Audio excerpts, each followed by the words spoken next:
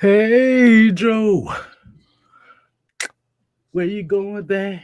Gun in your hand.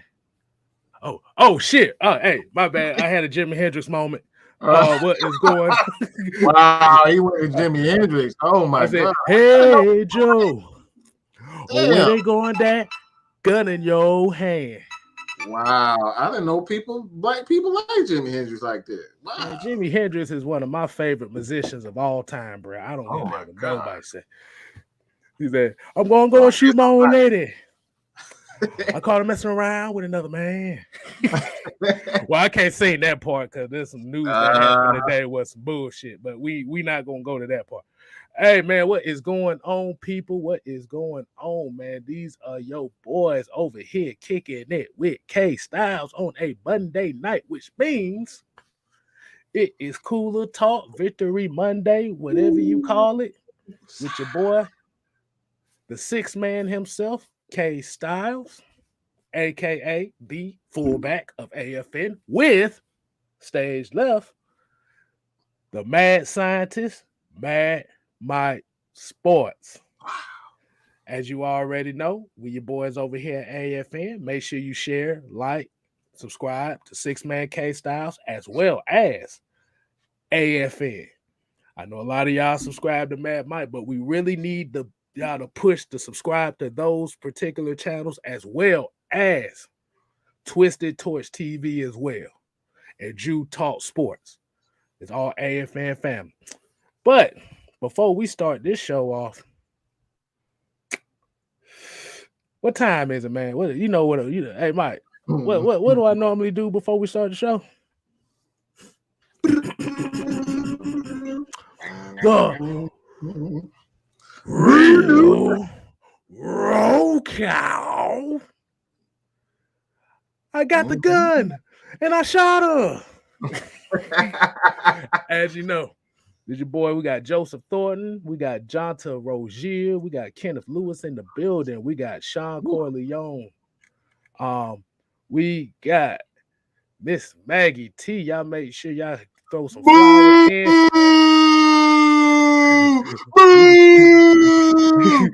You gotta do it right. You gotta be like, boo. You gotta sound like a cow when you do it. Boo. But throw some flowers for her, Miss Asia Green here in the chat. Flowers, baby. Flowers. I want to see some Y'all know flowers y'all in there love for y'all. I love y'all. I love the ladies. exactly. We love the ladies. Hey, we got Raheem DeVille. We got G Town Baller 5. We got Jerry Bowie. We got Michael Walker, CK22, Derek. Hey, also shouts out to Noah 10 there with Whiteboard Wednesdays. Ooh. Wednesdays. How y'all like that? If y'all like that, put what we're gonna put 100 in there. Put some honey, put some black and red in there. One or two. Put some 100% in there if y'all like that Whiteboard Wednesday show with Noah Tyndale. And if you haven't checked it out, make sure you tune in to AFN Wednesdays around 10:30. If you hit the notification, you're going to get it. Yes. We got Yes. Brian Peoples. We got ATM 534. That's the little homie right there, as well as Poe DTV and Devon Stanford. Also, we got You Can Call on Tyrone. Feline Sports. Tony Make Wright sure y'all was go. good. But make sure y'all show them some love over there at Feline Sports. We got Blitz 818 Toxic Falcon, and we're gonna give a couple ones. We got a Seat Poe Bay, we got William Amy, and we got B Tucking Fours. All Rizzock, right. the Rizzock, the Rizzock, the Rizzock, Oh the shit. Rizzock. Hey, the Lord of the Discord is in the chat, man. Y'all make sure y'all put some love in there for him, man. And you know what? Put some pineapples in there for J Rock, cause since he the king of the Hawaiian I shirt. like that. I like Put some that. pineapples in there for if y'all got pineapples emoji, put them in there for J Rock. Why would they? Why would they? What they probably like? What in the hell? I'm gonna put some pineapples in there. Like, tell them why. Tell them why. If they Because didn't he know, now they know. because he's the king of the Hawaiian shirts. Okay. I don't know if y'all got shirt emojis, but I know y'all got some damn pineapples in there. Yeah. Exactly. And Rodney Brown already know when that alarm goes off, that means this show about to kick off. Well, boom. Well, Tony Wright said he got some questions for us for the Falcons' future. Oh, hey, Tony Wright, yeah. save that for the last segment because that is going to be a particular segment where we got Atlanta Falcons' future topic going on here. So we on the same mind there. But first, I want to get a couple things out the way here. Let me put I'm gonna put two pictures up right now. Apparently, Booking.com says has ranked the most loyal fan bases. And I hope y'all see this correctly, but they said the Atlanta Falcons is ranked 16th as the most loyal fan base. Where the fuck did they get this information from? I'm sorry about the cussing, but I had to say that. I want y'all to look at this screen again. Look at that. Look. I want to get y'all comments on that. How do y'all feel about the Falcons fan base being ranked 16th? Oh, man. How you feel about that, Mike? I'm gonna just give a quick one right there, but Bookie.com, I said 2016, that makes it even worse. No, that ain't 2016 because they got the new yeah. I mean, I see what he's talking about. Yeah, that's from 2016 NFC Championship gameplay. Bullshit. That's why I call over that. The Texans, I think the Texans are a little bit too high, to be honest. Because Texas is pretty much all Dallas Cowboys. So I think they have a loyal fan base within the small base that they have, but like I still think that's too high. I know the Saints are way too damn high. Come on, let's be real. I ain't gonna get on the Saints, but the Saints are way too high. But they got the Steelers at 22. What the fuck? Yeah, that's so not true. Right now, I know for a fact that ain't true. I know that's a damn lie. My cousin she's a loyal Steelers fan, and yeah, they go deep. They run deep. I know that's true. Hell, even they'll put the Bengals and the Washington football team higher than that. The Falcons need to be. Well, I could see the LA Rams being 32 because nobody in LA really gives a fuck about football, especially the Rams. But they winning right now, so we don't know. But I'll put Falcons 32 or 31 because goddamn it, we hold on. I'm trying to stop cussing, but this is retarded though. Damn it, I did it again. I don't see it, man. Like I said, this fan base is split. I think if anything, the Giants should actually be 32nd. I'm just gonna be honest. 32nd. Because I have conversation with not only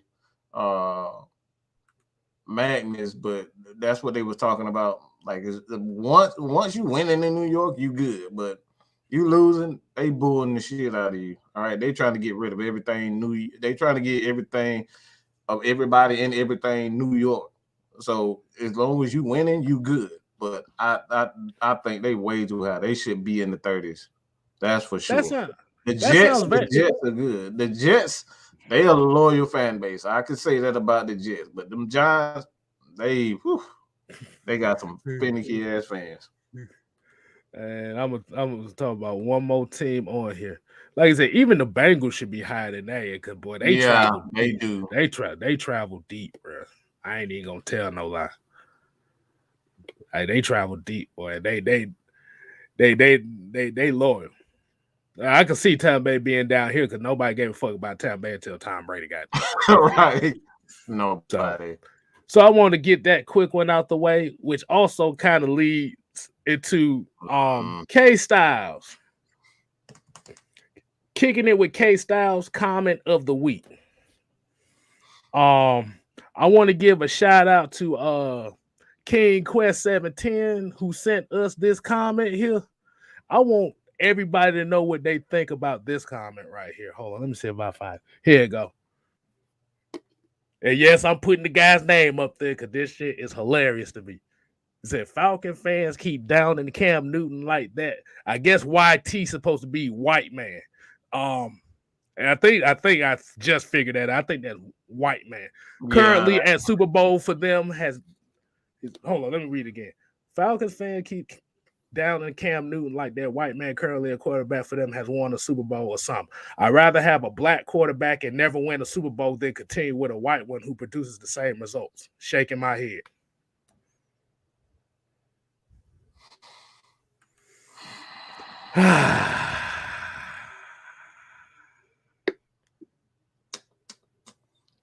Oh, Jesus. Really, nigga? We doing that now. We doing that now. Somebody got a damn kufi on. I'm about to say, damn, bro. You got look what it sound like to me. He got more smoke for Matt Ryan than he does George Zimmerman. Woo! What is that?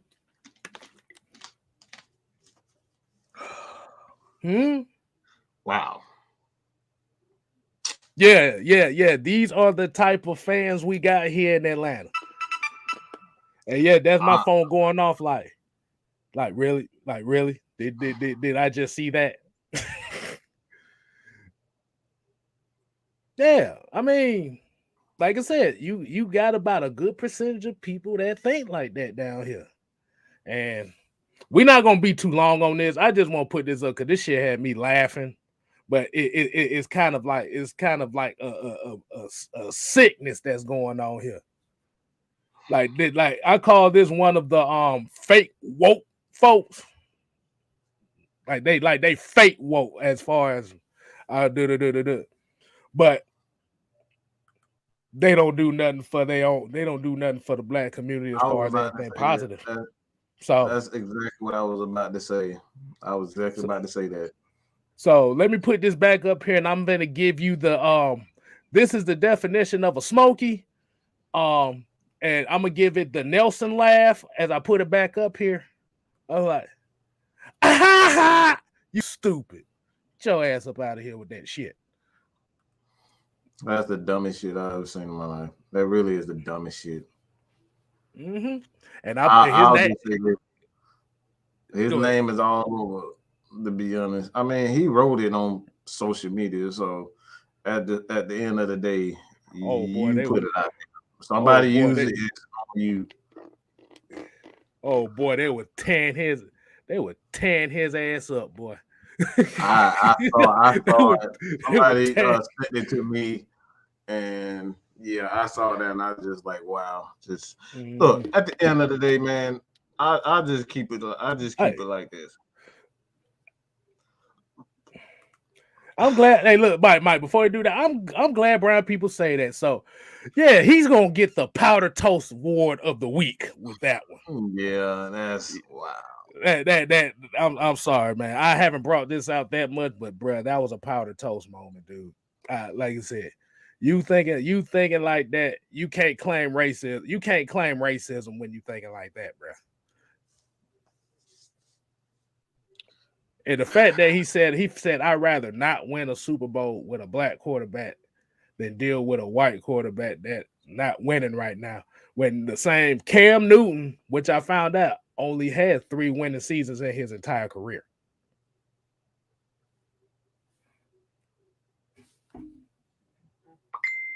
All right. I'm done with that. I'm starting to get pissed off now. Yeah, I'm done with it. At the end of the day, if you ain't out here handing out meals, you need to shut the fuck up. And I'm gonna just keep it like that. If your ass out here handing meals to the homeless, shut the fuck up with shit like that. And that's all I'm because I'm starting to get pissed off with stuff like that. That's yeah. Like I said, let's see what some people thought about that right quick. I'm gonna get a couple comments in here. Like I said, a lot of people looking at it like, really, dude, we really gonna go down that road. That boy said, "I hope." He said, "I'd rather not win." And like I said, it's just throwing the color thing right here. Like I said, that means you're not a fan of the team. That means you just want to. You're basically a LeBron nut rider, not almost equivalent to a LeBron nut rider. Ain't no way in hell, bro. Oh But my God.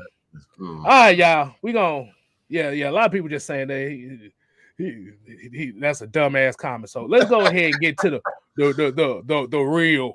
I just want to get that. That was the little 10, 15-minute babble of the day. Let's get to this cooler talk. Atlanta Falcons player of the game. If y'all already know, the Falcons defeat the Carolina Panthers 29-21. Like we said, Matt Ryan didn't have the greatest game as far as what his standards is for what our standards is for him. But without him having that good, with having him having a subpar game and the team stepping up and being the team, victory.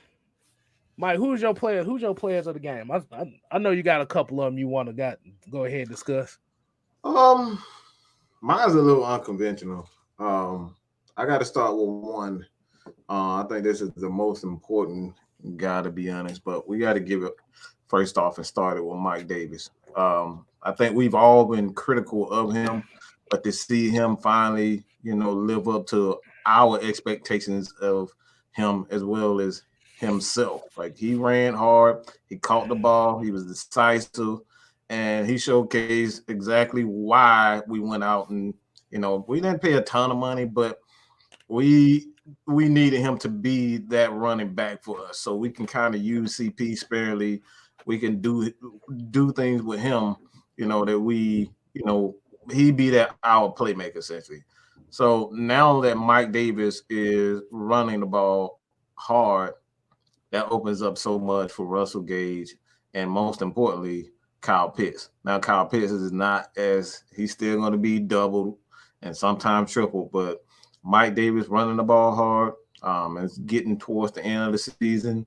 What better time, especially during playoffs? So Mike Davis get the first. The second one, I got to get with the two guys. All right, let's just get with the two guys. And I'm gonna just say one. The next, the first one is Mike Pennell Jr. He came in that mug. And they set a standard. You could see a complete change in that defense when no big guys got in there. Run defense, you saw it with the Patriots. Even though we got shut out, the defense played well. They actually gave up 13 points throughout the game before the game got out of hand offensively. And third, I got to give the Anthony Rush. Those two right there, man, have set a precedent for our defense. You're not going to just do whatever the hell you feel like with our defense anymore. Those guys deserve recognition that we always put the spotlight on Cordero, Matt Ryan, Russell Gage, Kyle Pitts, all the shiny nickels. But those big uglies up front, they deserve respect. All right, they deserve respect. And you see the turnaround, not only offensively, but defensively. Those guys deserve it. So those are my. Okay, I like that. Let's go and read a couple people. J Rock said offensively it was Russell Gage, defensively it was Dante Fowler. We got a lot of Mike Davis love here today. Hey, that's good. That's good. Like you said, he didn't stop trying to pitter pat in the backfield. Just said, and he's running behind Keith Smith. That's what you're supposed to do, and that lets you know. With a full and the way Keith Smith is blocking right now, boy, he pancaking everybody. He pancaking everybody right now. Yes, and that's hell. And like I said, he's actually been doing it all season. It's just that when Mike Davis was in the game earlier, Mike Davis was hesitant and he was pitter pattering in the back instead of just go ahead and just follow the fullback. That's what you wanted to see. Yeah. There's a lot of Mike Davis here. We got Asia Green. She said Terrell, Michael Walker, Mike Davis, Cordero Patterson. Yeah, I definitely agree. Michael Walker's pick 6 was huge, and I have to get I have to give a shout out to Dean Pease on that pick 6, because if you looked at that, that was a frontal blitz look that flipped into a cover 2 post snap, and it confused the hell out of Cam Newton, because Cam Newton thought he had it. Yeah, that boy Michael Walker dropped into that cover 2 shell and drove and just picked the shit out of it, and Cam Newton didn't know what to do. So I get that one to Dean Pease for that play call, and Michael Walker for executing on that thing. But this is one of the reasons why you do have a lot of those fast flowing type linebackers, because you see how quick that he got off from that blitz to that zone, real quick. Speed. That's why I said he loves Deion, and I know a lot of people ain't happy with Deion's play, but that's the reason why he wants Deion and Fourier and Michael. These guys are fast. He can do things with them. Right. And that also kind of goes into the players that you said with Anthony Rush and Mike Pennell Jr. When you got them big hogs up front, it keep them bodies off them linebackers. And this is what made Ray Lewis such a great linebacker in Baltimore. He always had the big uglies in front of him.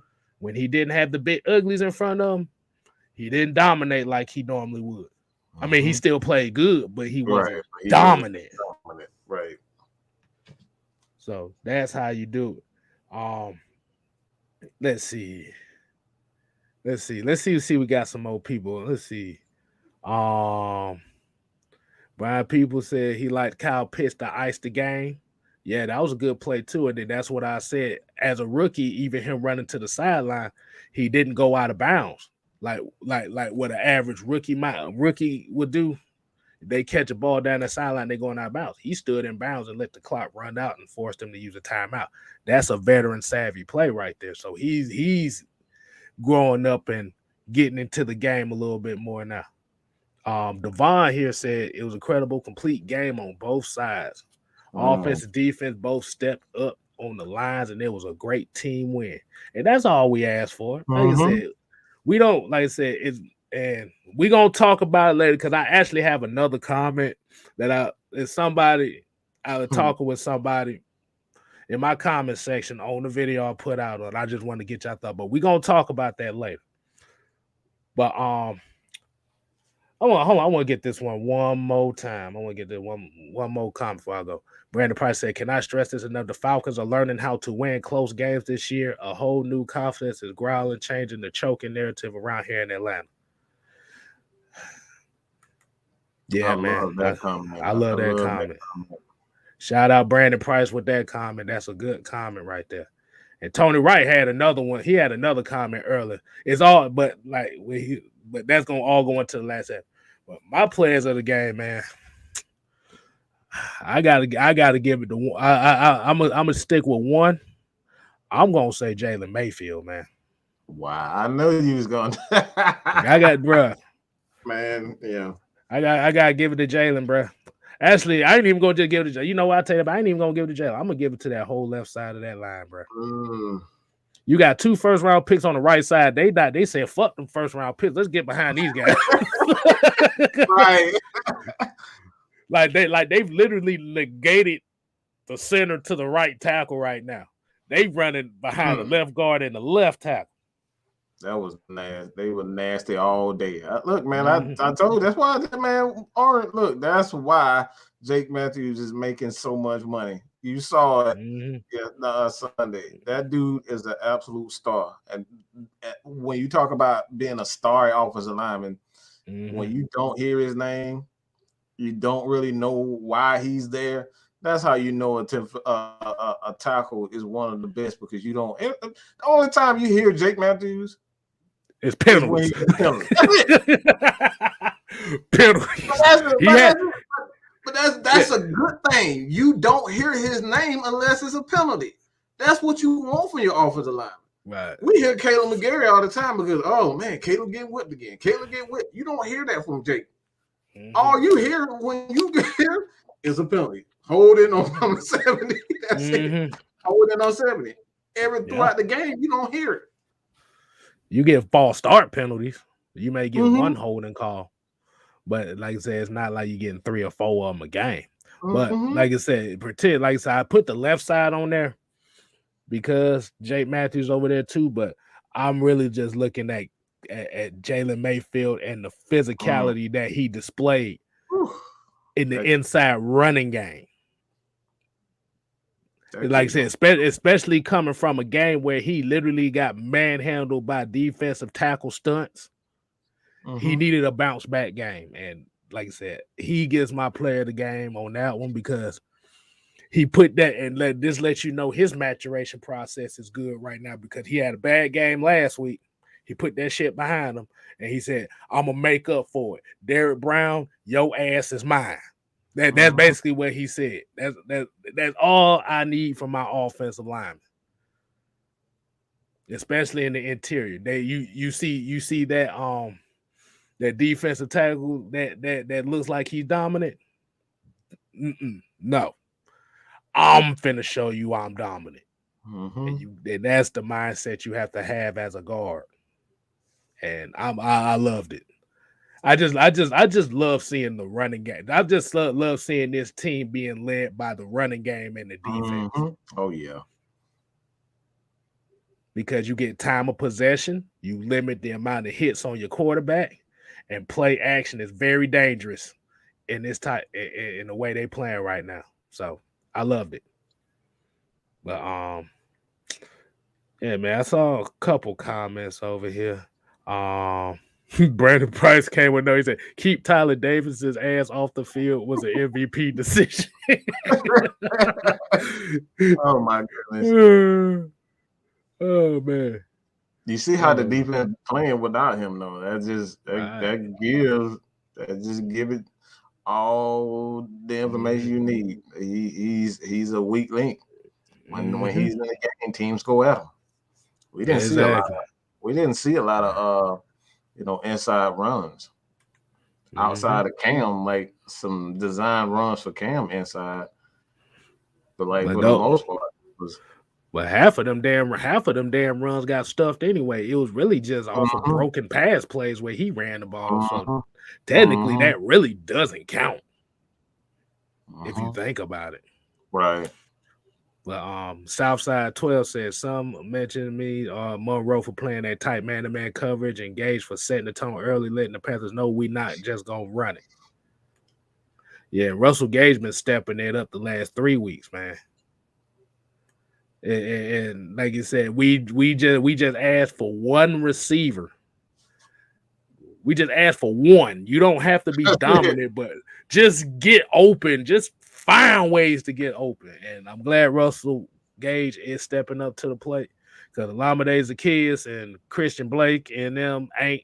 I half the time I be forgetting they on the damn field. They just out there just because. Man, Charlie Sharp needed to get some damn stickum or something, bro. So you said he's the new he's the new Clifford Franklin right now.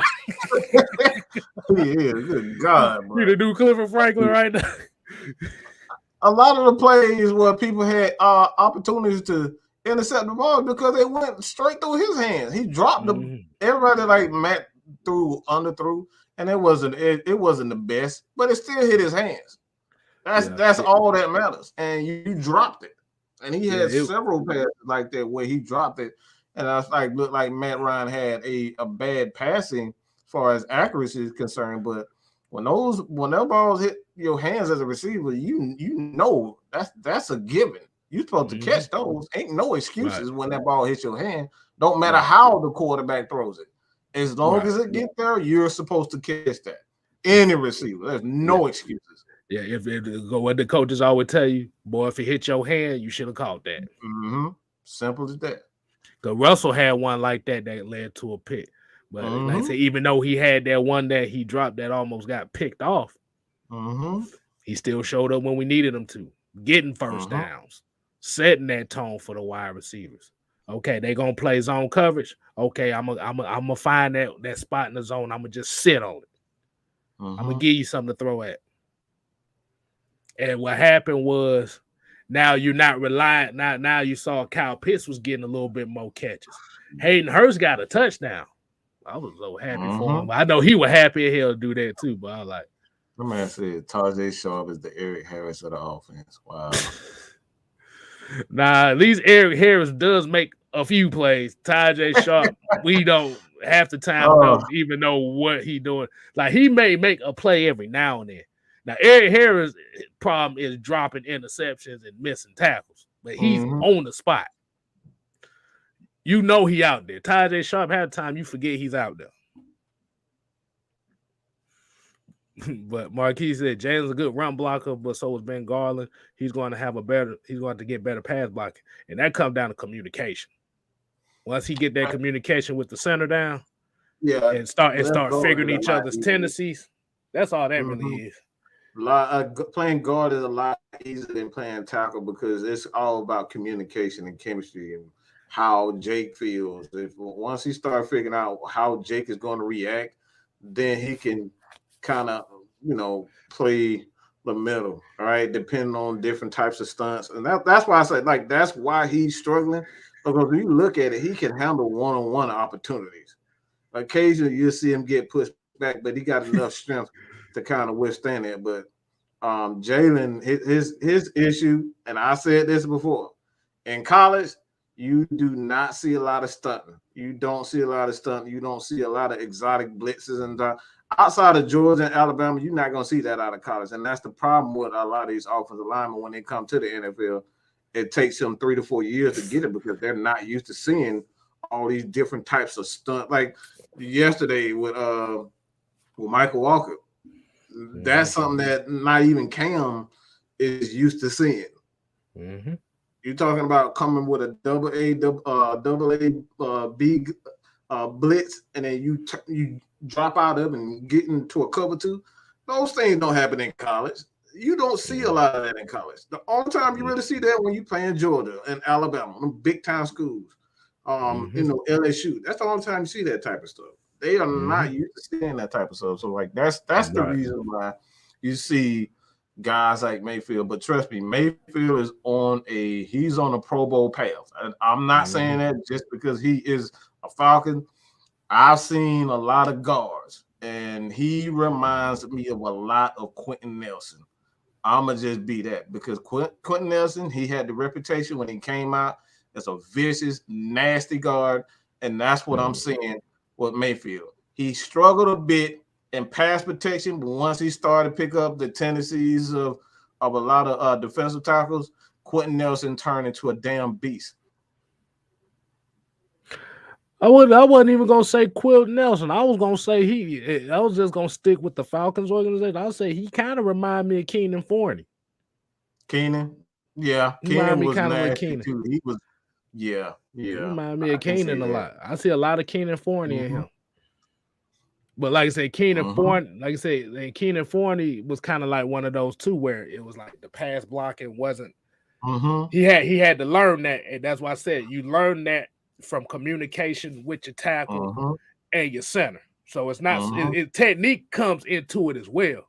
But you got to be able to think without speaking with the guys next to you. So if you see, okay, boom, boom, you read that, okay, I know I got to step off here. Oh, he caught that right there. Okay, let me come over here. Boom. And like you said, running game, he just got that. You just moving forward. But, Millie Mills said, well, Traylon Burke can do what Sharp doesn't. I got a Traylon Burke video coming out very soon, so hey, be on the lookout for that. I got a Traylon Burke video. I just got to put the finishing touches on it. It's coming out real soon. I'm going to tell you something. I don't think we really have a chance of getting this guy, but if we do, I think this is an Arthur Smith type of guy that he's going to love if he had the opportunity to get him. I'm just going to say that right now. I've seen the tape and everything. But oh man, let's get to this next topic. I got another topic we want to talk about here. Hold on. Let's get to a few of these comments before I get to the next topic. But yeah, like I said, Millie Mills, yeah, I got the Traylon Burke video coming up. I'm glad somebody said something about this. So give it within the next day or two once I finish it up. You're gonna like what I got to say about it. You're gonna like what I saw too. Let's see. Ghost Peppers here said, really happy to see Davis come to life. I had honestly given up on him a long time ago, but these two solid performances in a row, and Panthers are known to play pretty well against the run game. Like I said, they've been running against 3 of the top run defenses in the league. That's a top 10 defense, by the way. The Panthers. That's why I said that was a quality. That wasn't a whack win or what people may think is a bottom win. That right there was a complete win. That's right there, the top. You got to earn that one. They earned that. You had to earn exactly. That's a top-ranked defense. Hold on. Colin Thompson said Arthur Smith's screen game was better than anything Dirk Cutter has called in the last 2 years. You know what? I'm glad you said that, because that play, that screen play where he's sent Russell Gage in motion and gave it to Cordero Patterson. If that man doesn't make that tackle, he's going for 80, 70, 80 yards. There was nobody in sight that was going to catch Cordero. That was a brilliant, brilliant call. Okay. Yeah. Yeah, because the thing about with Farmer Friend's screen game is it was just basically flanker screen. That's all we're gonna do, flanker screen. They're like, do we got any other variety type of screens besides a flanker screen? The defense is gonna eat this shit up. Can I get some motion? Can I get some bunch formation? Something, anything. No, we're just gonna run this flanker screen. That's the difference that I'm seeing in this offense. That's the difference. What you just said, he's going back to his Tennessee Titan passing game, because all I'm seeing is a bunch of rub routes. He's just running route concepts off of whatever the defense does. He's going to do the opposite. Right. He's going to try to catch these guys off guard. So I think too, why he even called that play, that the screenplay, and why is because they were running the ball well. Right. It works when you're running the ball well, because obviously early in the game, Mike Davis, they were running the ball well, so it forced the safety to come up. This is why we say that if you're running the ball well, in the last 2-3 games, the Falcons have rushed over 120 yards. So we need this running game to be successful, because everything is predicated off the run for him. When we don't have a top receiver, is critical. So like that's the reason why. And like I said, on that play, if you go back and watch it, it didn't get a lot of yards, but it was because the free safety was inching up to try to stop the run, because they kept running to the left side. They kept running to the left side, and it forced the safety up. So what he did, he sent Russell Gage down. He sent Russell Gage in motion, and then he turned around and threw the screen, and the safety actually got caught up. I believe it was a tackle. It might have been Mayfield, but the safety got caught up with him. But that man, he could have, if he gets that one, he make that dude miss, he's gone. So, but these are the reasons why the Falcons have to go and get running backs in this draft. They're going to get a playmaker. They are going to get a playmaker, whether it's a guy like Cordero Patterson or a running back. They are going to get multiple running backs. I truly believe it. They're going to get multiple running backs in free agency, and guys who can they can take it to the house. That's what you're going to see in this draft. They need playmakers. That whole passing game is predicated on them being able to run the ball. And just like you said, I just got one little quick tidbit on just what you just said there. I'm kind of on the boat with you, Mike. I was like, I would not be surprised if James Cook ends up a Falcon this year. Yeah. I wouldn't be surprised at all. He's like CP. He does everything. James Cook would look damn good in this offense. That's all I gotta say, bro. Like of all the running backs that I've seen, like I see this guy, he can like you said, and like I said, and everybody knows I'm a Georgia Tech fan, but I know some good football. I know some good football players when I see them. See, when you got a guy that can line up at wide receiver, a guy line up in the backfield that's kind of explosive, that doesn't have that many carries on him, I think Arthur Smith gonna take that chance on. I truly believe that he has to get another Cordero Patterson here. It's like the guy that I see most just right now that fits what the Falcons does is James Cook. That dude, I've seen him line up at receiver at Georgia. He's been a running back. They had trick plays. This dude does it all. He does it all, man. Right. Even the running back at Georgia Tech, I don't think he's coming. Yeah, well, he's not coming.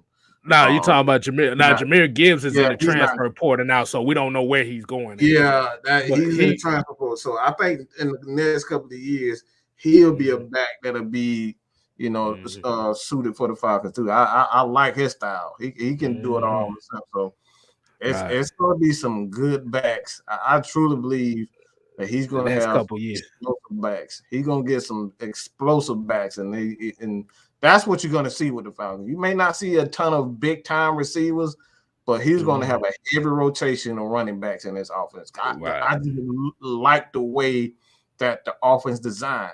You don't need that bell cow running back, and you don't need that bell cow tight end.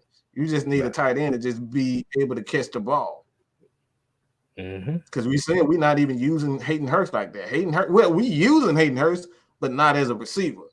Hayden Hurst been blocking his ass off. He's one of our bigger blockers. He's basically Levine Toy Lolo right now. Right.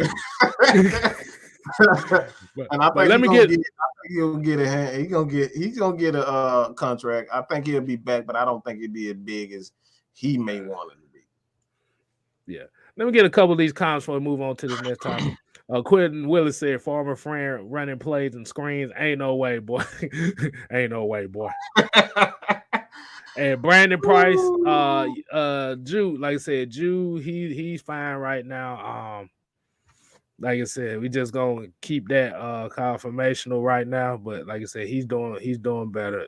All I just say is a family issue, and like I said, make sure y'all get your prayers up for Jew at this time right now. But he, like I said, he's doing fine. He's talking to everybody. But we done got on this topic. It was so good. We forgot to get on this next topic. Cordero Patterson's historic season in Falcons history. If y'all don't know what we talking about, first player in franchise history with 5 rushing touchdowns and 5 receiving touchdowns.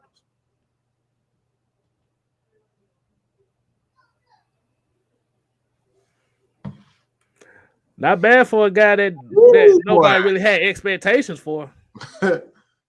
Yeah, I knew he would be some sort of a playmaker, but I not to this extent. I'm not gonna lie to you. Not to this extent. Not to this, yeah. Like I said, I was looking at the Chicago. I was looking at yes, he did some playmaking right then and there, and it was enough to kind of help. But boy, good Lord. I didn't expect 10 touchdowns and over 1,000 yards. Right. I'm not gonna pretend. I don't think anybody saw that. I wasn't expecting that. Like I said, I expected a kick returner, a guy you put in every now and then at running back, and a guy you put in at receiver every now and then.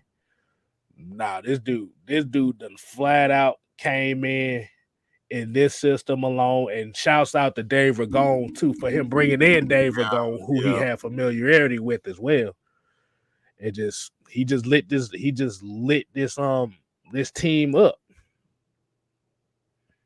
I mean, if you notice, he doesn't really return kicks no more because now he's running the ball. He's running the ball full time now. Yeah.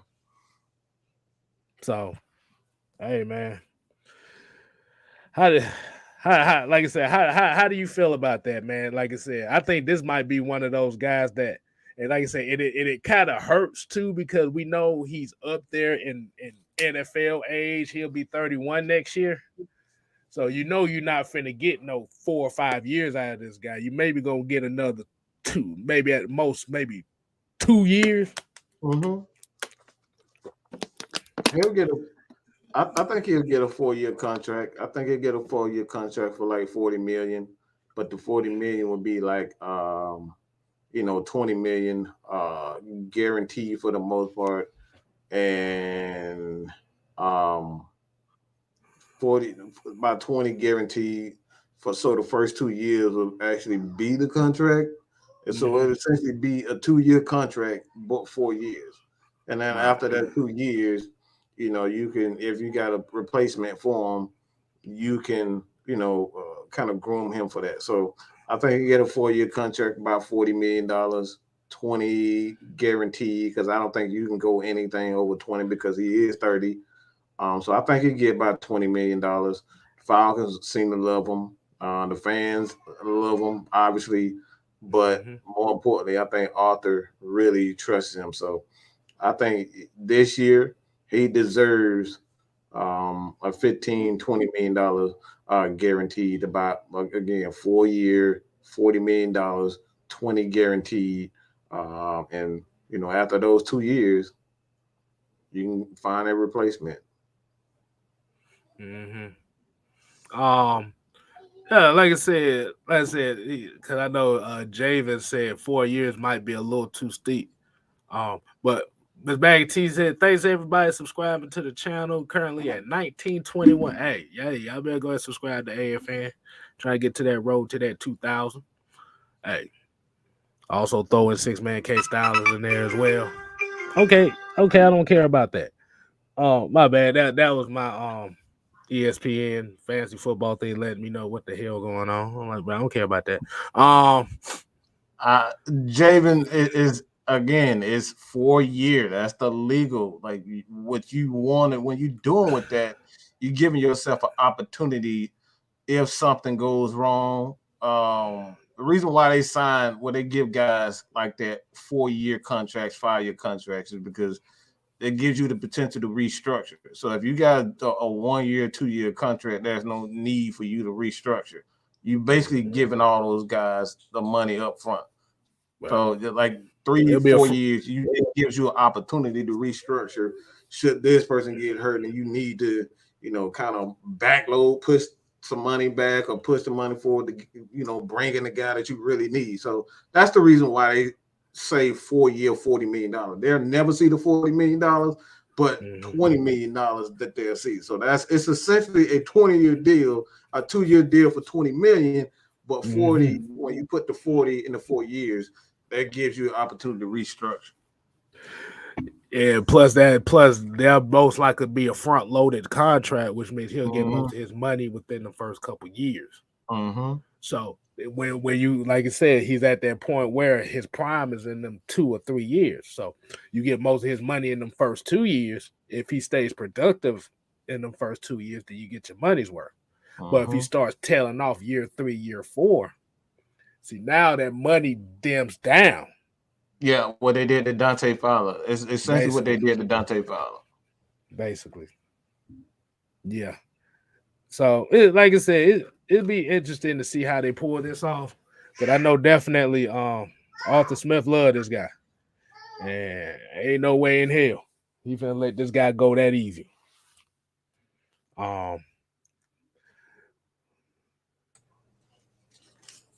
Let's see.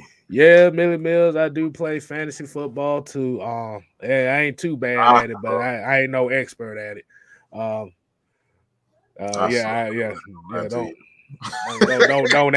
ask me no fantasy football questions, boy. I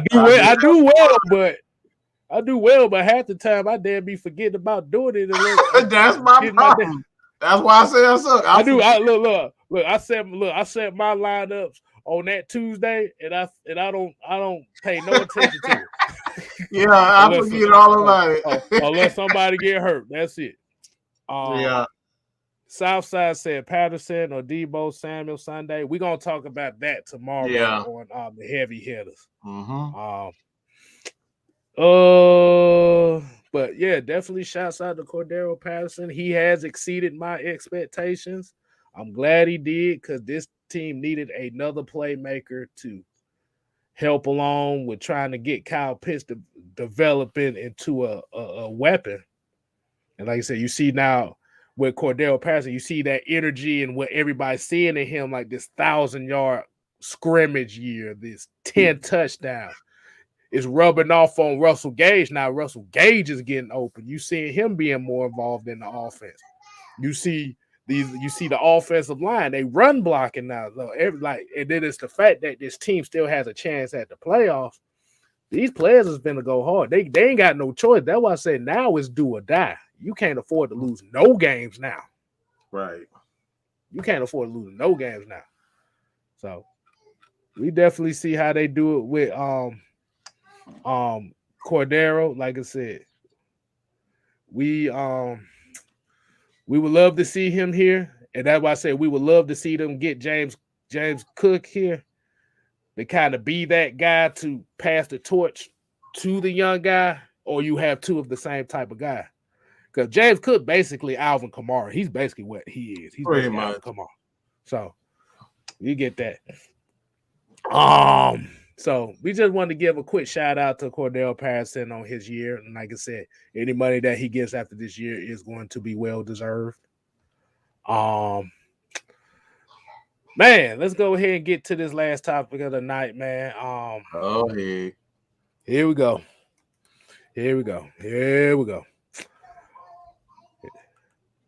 Are the Atlanta Falcons fan base really scared of change? This is very interesting on how I came up with this topic tonight. I'm gonna kind of show you. I'm gonna show you the other comment I was talking about. I got this one today. This is normally from a guy you don't see that often on these live, but he's always talking. He's always talking to me on Mike. But I'm not gonna laugh at him about it. But he basically said Matt Ryan has been blessed with great route running receivers and OCs who wanted to pass the ball no matter what his whole career. This is the real Matt Ryan. No Julio to make 8 yards, pass 78 yards. No Roddy White to go deep and beat the defense. The real Matt Ryan has stood up. So basically, what he's basically saying is, Matt Ryan is really nothing without any good receivers. And he said he's been blessed. And you know what I told him? I said, and I'm glad to see the team. I'm glad to see the team not relying on him throwing the ball 300 times. I mean, throwing the ball 45, 50 times a game. We don't need that. We need balanced football. Now, when he said this, I had to think about what he said in the comment again. Let's look at that comment one more time. And I asked him, I was like, so he mentioned something about the segment we did about Tom Brady and Matt Ryan and stuff. Cause I asked him, I like, why didn't you show up for that set show? We advertised it all week. And I basically was like, so you took, because basically he thinks all we talk about is Matt Ryan most of the time. Say he loves the content, by the way, but I'm like, you do know that the quarterback is only a product of the team, of his teammates, right? The last thing I said to him is, you said Matt Ryan was blessed. Tom Brady's been way more blessed than any quarterback in this league in the last 20 years. Am I lying? So it's basically one of those cases where he's saying that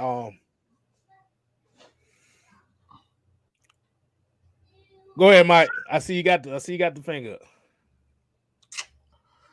I'm gonna repeat something that you just said. So, and exactly. You don't. People don't care if Michael Jordan got Scottie Pippen or Dennis Rodman. Right. You still got to go out there and shoot the ball. You got to dribble. You got to pass to a teammate. You got to play defense. You got to listen to the coach. Tom Brady got to hand the ball off to this person. The kicker got to kick the ball. The coach got to coach. The defense got to stop the opposing team from scoring. And so what if he got a Julio? That's what you're supposed to do, right?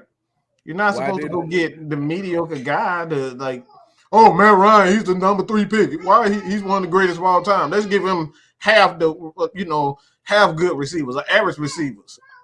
What the hell kind of rationale is that? That's not what you try to do to build a team.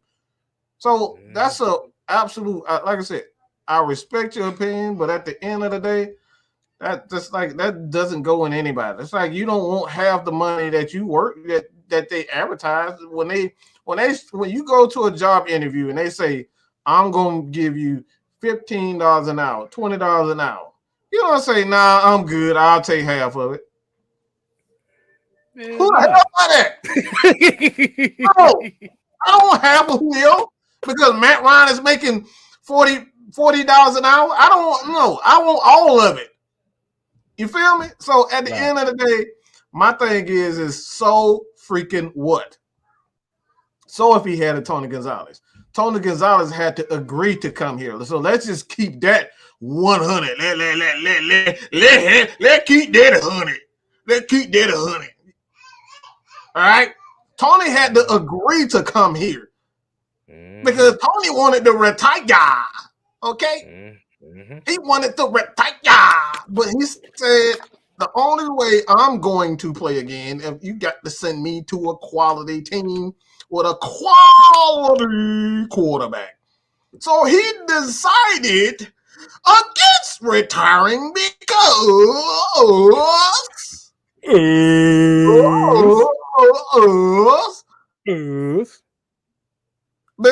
he found a quality. So at the end of the day, so freaking what?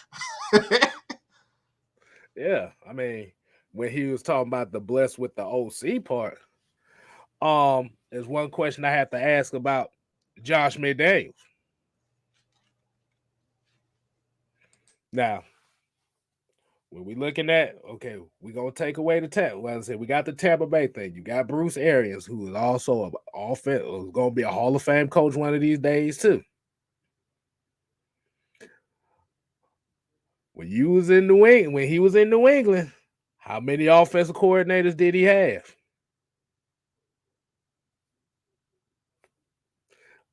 I think I remember. You only remember one.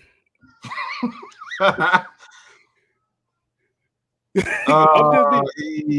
forgot who the other one was, but you only remember one. Big fat dude who used to coach Notre Dame. Oh, I forget. Charlie Weiss. Charlie Weiss. Two. That's it. And man, I know I got issues. I know that. I've been through that. When you looked at Matt Ryan's offensive coordinators, you had two. He had Bill O'Brien too, but that's 3 in 20 years. That's a half a year. That don't even really count. You had 3 offensive coordinators in a 20-year career in one franchise. Am I right? And Charlie Weiss only really lasted 2 years. Yeah, he didn't even last. Bill O'Brien was like a year and a half as offensive coordinator.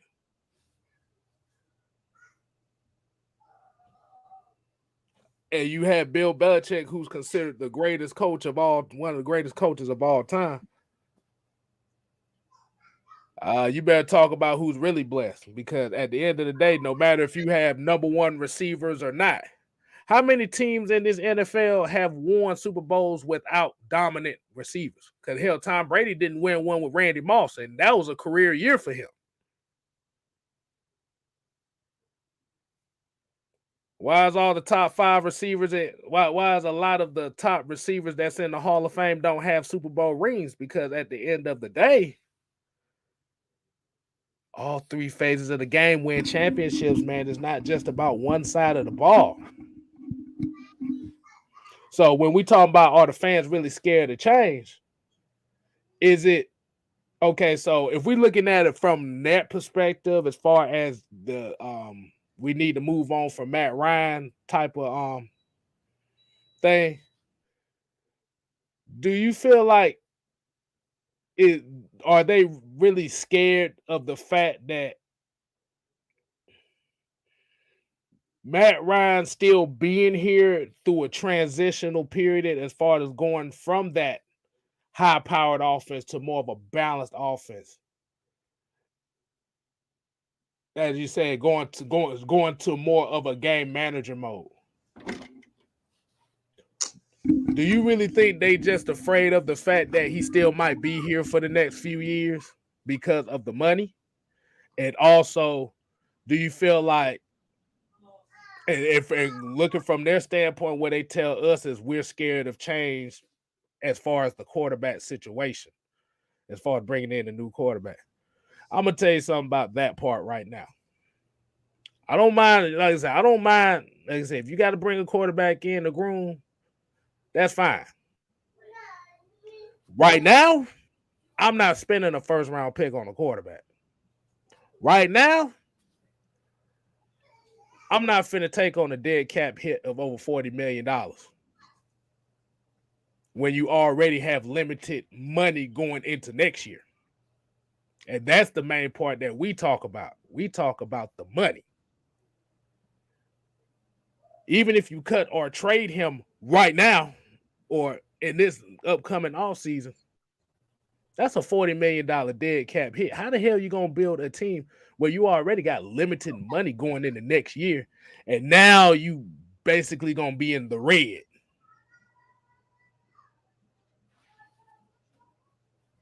This is what we talk about. It's not the fact that we ain't afraid of a new quarterback coming into town. It's the fact is you got to have a game plan. You got to have a foundation. This is what this team is doing. This is why you see it. Gage out there playing. This is why you seeing Hawkins out there playing. Richie Grant, Darren Hall, Jalen Mayfield. This is why you see Taquan Graham playing out there.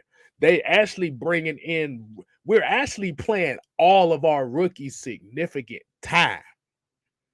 We're one of the only teams in the NFL right now whose whole rookie class is playing significant time.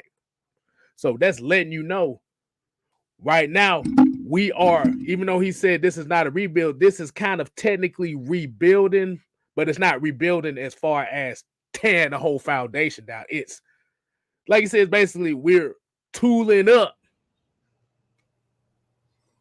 Look, it's just like a old restaurants.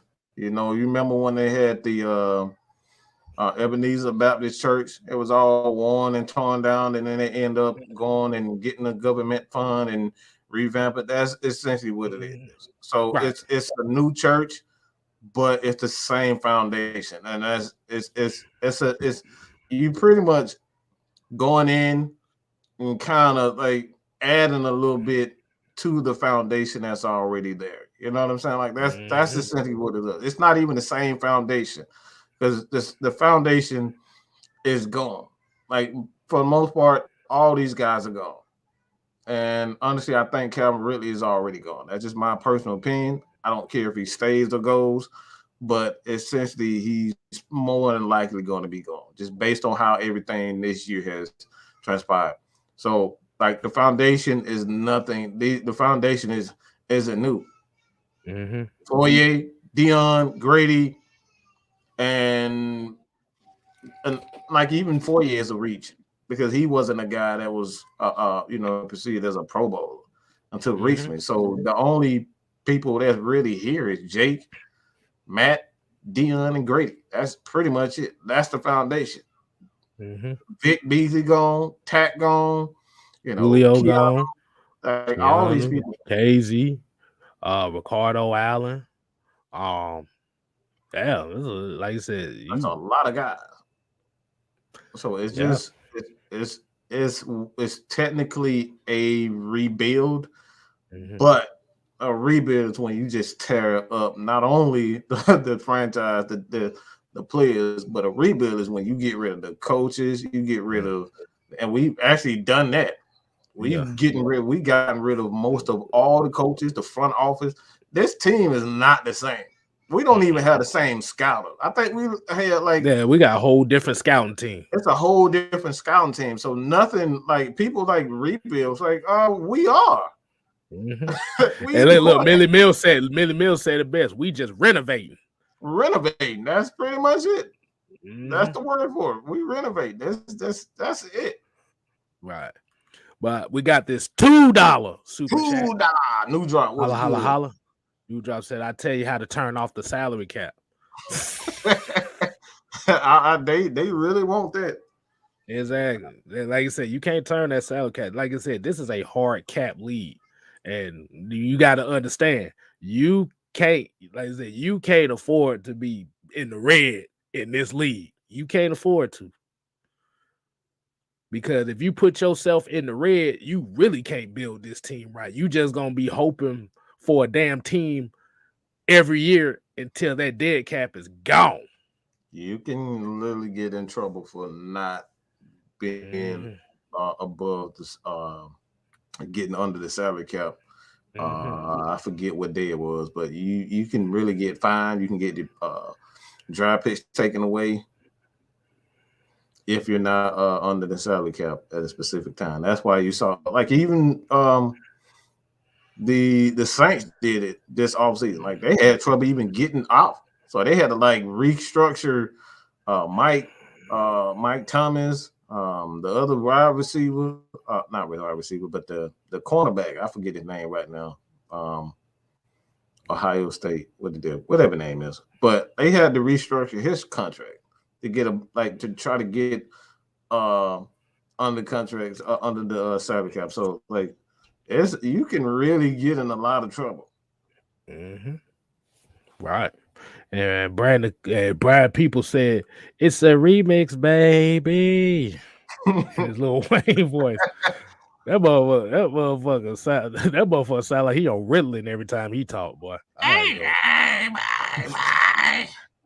I'm wheezy, baby. Like, God damn, boy.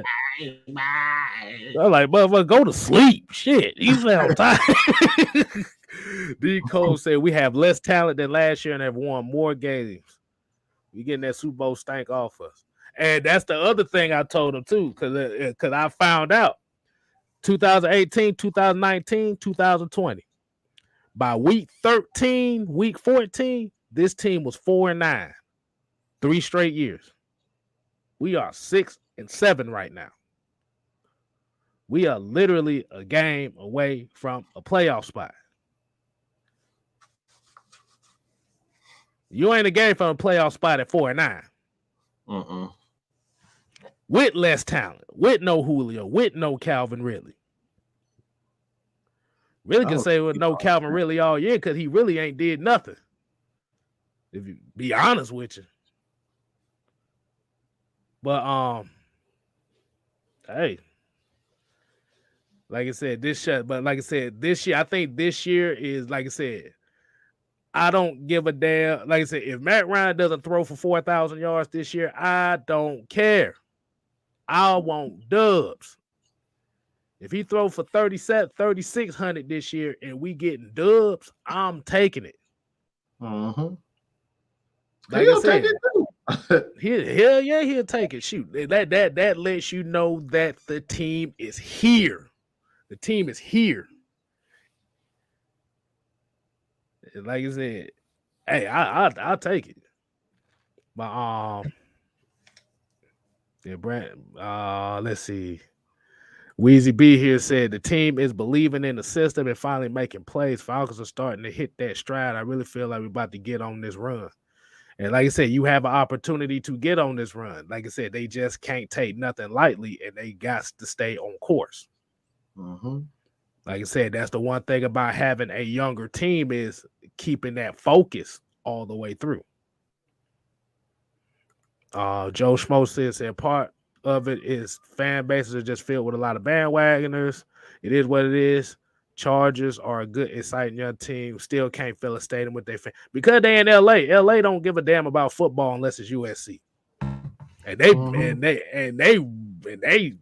ain't really turned out for USC since 2006. Mm-hmm. So LA don't give a damn about no football. That's just unfortunate on their case. Because they barely can get half a stadium.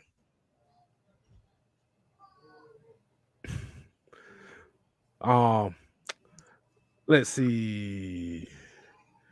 Yeah, Javen said this is statistically Matt's worst year since his rookie year, I think. I mean, you can kind of say that. You can kind of say that statistically wise. Yeah, you can kind of say that. But at the end of the day, that rookie that year, now it wasn't his rookie year. His worst year was like 2000 and was it 2013? I think it was 2013. I honestly, I thought, him coming back. God damn. Okay. Let's see. Let me see. Let me look at the seasons. I mean, it's been his worst season. 10, I think 10. You want to say 10? I want to say 10 too. Let me see. Like even that. No, he right about 2011. No, 2015. Well, if you not, well, actually, I don't damn know. It's hard. It's hard because even in his 2000, you look at 2010, he had 28 and 9 interceptions. So it's 2008 since his rookie year. Because I can't count 2009 because he missed 2 games. Yeah, he missed 2 games. Yeah. So and that's the thing. When he had that rookie year, what did he have in that rookie year? You know what? I just really thought about something. What's up? That right there shows his greatness. And I know a lot of people ain't gonna like what I say, but that in itself shows how great he is when you really can't pinpoint his worst year outside of his rookie year. Like we literally looking at his numbers and trying to figure out what season was the worst. Yeah, because 2000. I dare anybody, all right, hit up Google right now and kind of go and look at his stats, and you try to determine which year was his worst year, and outside of his rookie year, which year was actually his worst year? Just looking at his stats alone. Because really, because if you really look at it, he's averaged almost a 5-to-2 touchdown to interception ratio, which is pretty. Like I said, it's right there above average. It's not elite, but it's above average. But just the numbers alone, you're just talking about the numbers. But numbers, I think since his rookie year. His rookie year, he threw for 34, 40, 16 touchdowns, 11 interceptions. This year, he's completing almost 70% of his passes with 31-04, 17 touchdowns, 11 interceptions.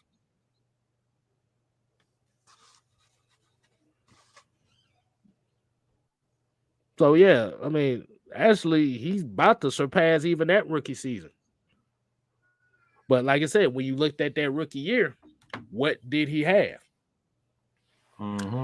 He had Michael Turner, who ran the ball off. Nobody expected it. Well, I was happy for it because I was a fan of his. But you had Michael Turner running the route like he did. You didn't have Tony Gonzalez yet. But Roddy White was in. He was hitting stride. You had a defense that was hitting stride. So you had a complete team with that. So all he had to come in and do it was just try to fit in and just let his guys do the work. Those seasons when the Falcons had that game plan was the seasons they were successful. When you had seasons where you didn't build on that and you just tried to put it all on the offense, those are the seasons we didn't do well. But let me see. Tony right here says, if you're receiving any phone call that say unknown spam on your display and the caller hands up, then you gotta know that. Oh yeah, I've been getting a lot of those. So yeah, I think Dirk could have been trying to call me from Idaho. Bro, I don't know what's going on, but I've been getting a billion of those. What the heck is going on, bro? I don't want no Idaho potatoes. I'm good, bro. You better sit your ass up there. Here's a question right here. Where is Matt amongst the 32 quarterbacks in the league right now? Do you want our opinion or do you want us to look it up right quick? I mean, you want to go ahead and start that off, Mike? I'm gonna go ahead and look well, it he up. already ranks about 10th spot, and when you look at just his passing yards itself, I think it's like 10, 11 somewhere in there. So it's slightly above average. Mm-hmm.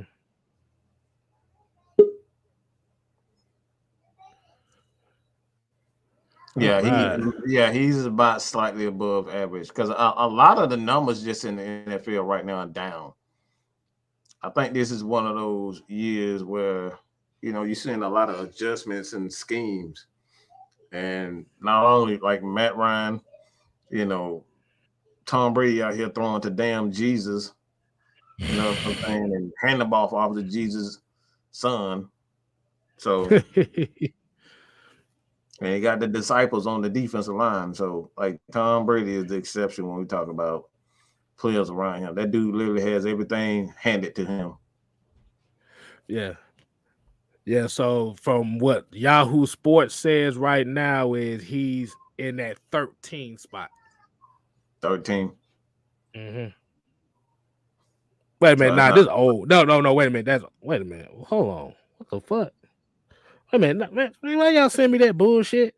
They gave me an old ass article. Never mind. My bad. My sources is absolutely tripping right now. But let's go ahead and bring on. We got y'all ain't ready for this. Basically, rank Matt Ryan. I don't like ranking quarterbacks because each quarterback got different talent schemes. around him.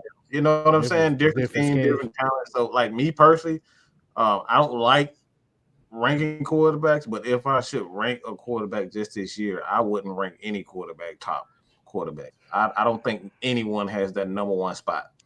I don't think not one quarterback in this league has not even I don't think any quarterback is like separate themselves from, so I wouldn't give that number one spot to anybody. That number two spot, in my opinion, would be shared right now with Tom Brady and Kyler Murray just based off their stats alone. So I don't think any quarterback deserved that number one spot.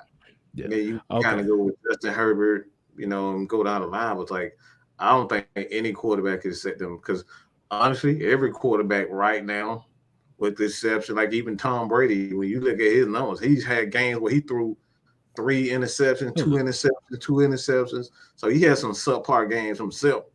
I don't see any quarterback that separate themselves. So what do you think, Rob?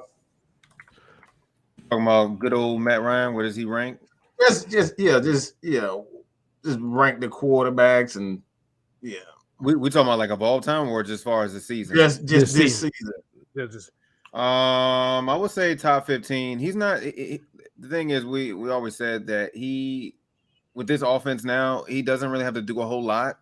So I believe this season is going to be the first season that he's not going to be throwing 4,000 yards. I mean, who knows? But this kind of reminds me of his rookie season. If you guys know, when he first came in his rookie season, he didn't really throw that much.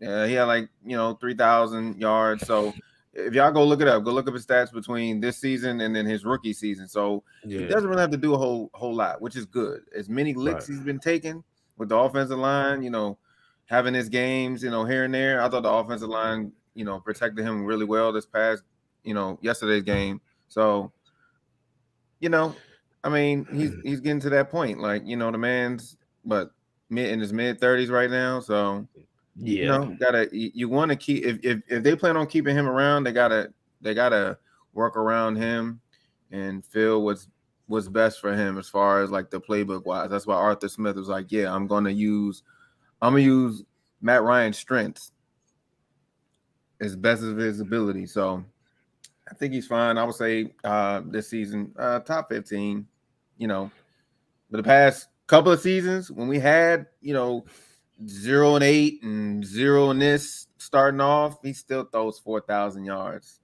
He's been doing it for 10 seasons straight. Mm-hmm. So he's doing okay.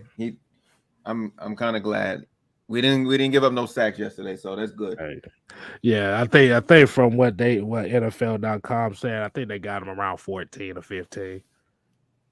Hey, that's like I said, that's about right. Hey, look. He's higher than the guy that was the top 5, like the number 5 quarterback coming into this season this year. Mr. Ryan Tannehill, who everybody thought was a way better quarterback. That's essentially, you kind of ran into what I was just about to say. We talk about number one. We're talking about number 1 quarterback, not what we think. When we say number 1 quarterback, he clearly has to be the best one. Mahomes done took a turn backwards.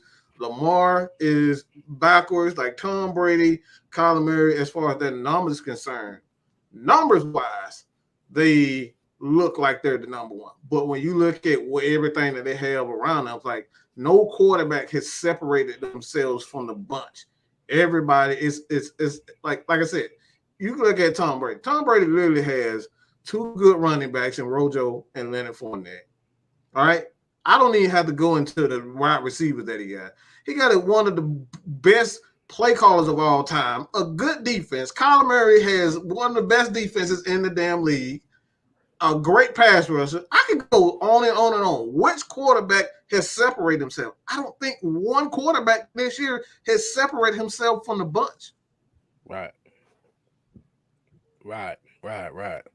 And don't forget, Tampa Bay also got 2 damn good tight ends. I don't care what nobody said about it. Cameron Brady's a damn good tight end. So it's set up for that way. But like I said, that's how you want to set your team up. Like you said, hey, if we winning games with him being in the middle of the pack, I'm gonna take it. Because at the end of the day, it's all about winning games. Yep. Because right now he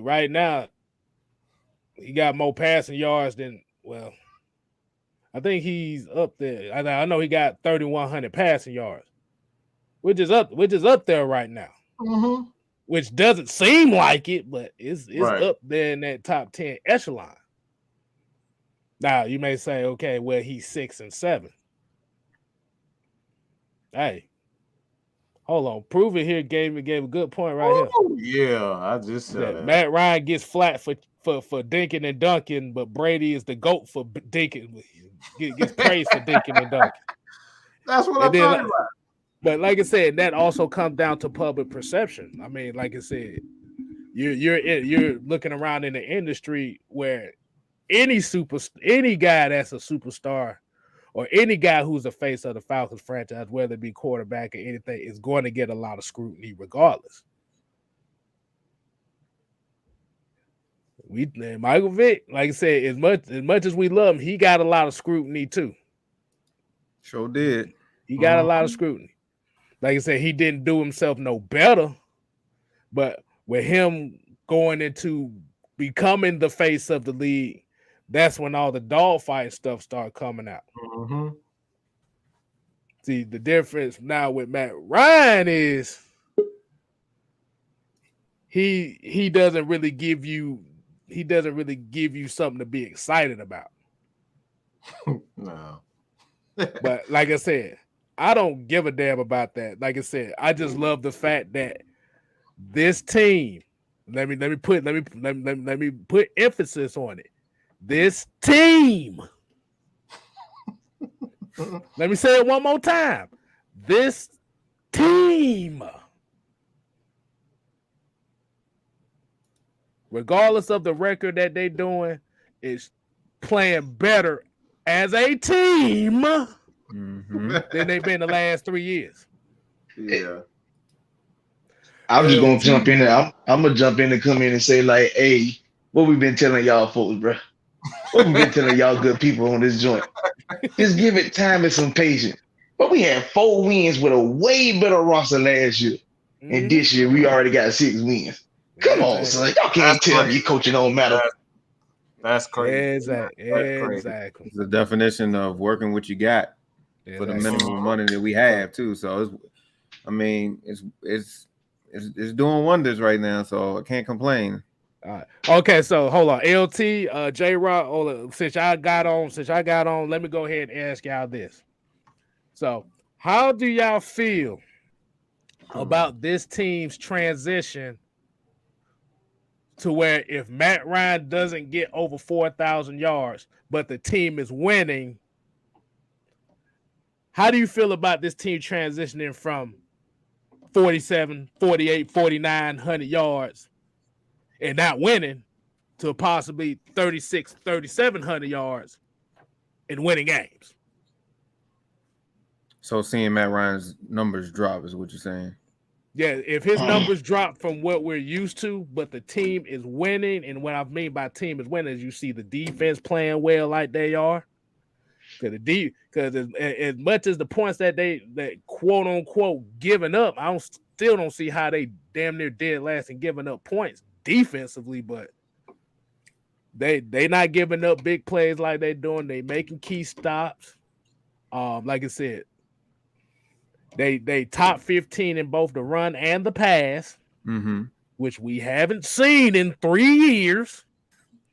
You see the running game for the last 3 weeks have been the vanguard for this offensive attack.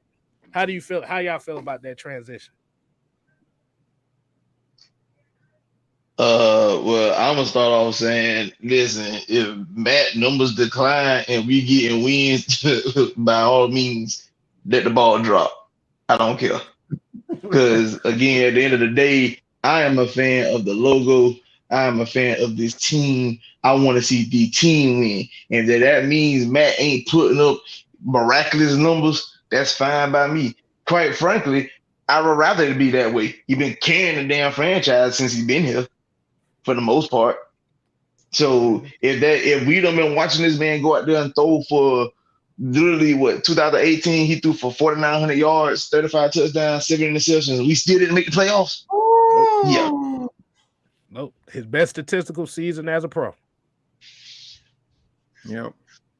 I can agree with that. I mean, you can't ask for nothing better. I mean, that's what I've really been enjoying about watching the team the last couple of weeks. Be that as it may, we did lose to Tampa, but it was a team effort. You know what I'm saying? Like, you know, we had a running game going. Matt was still doing Matt things.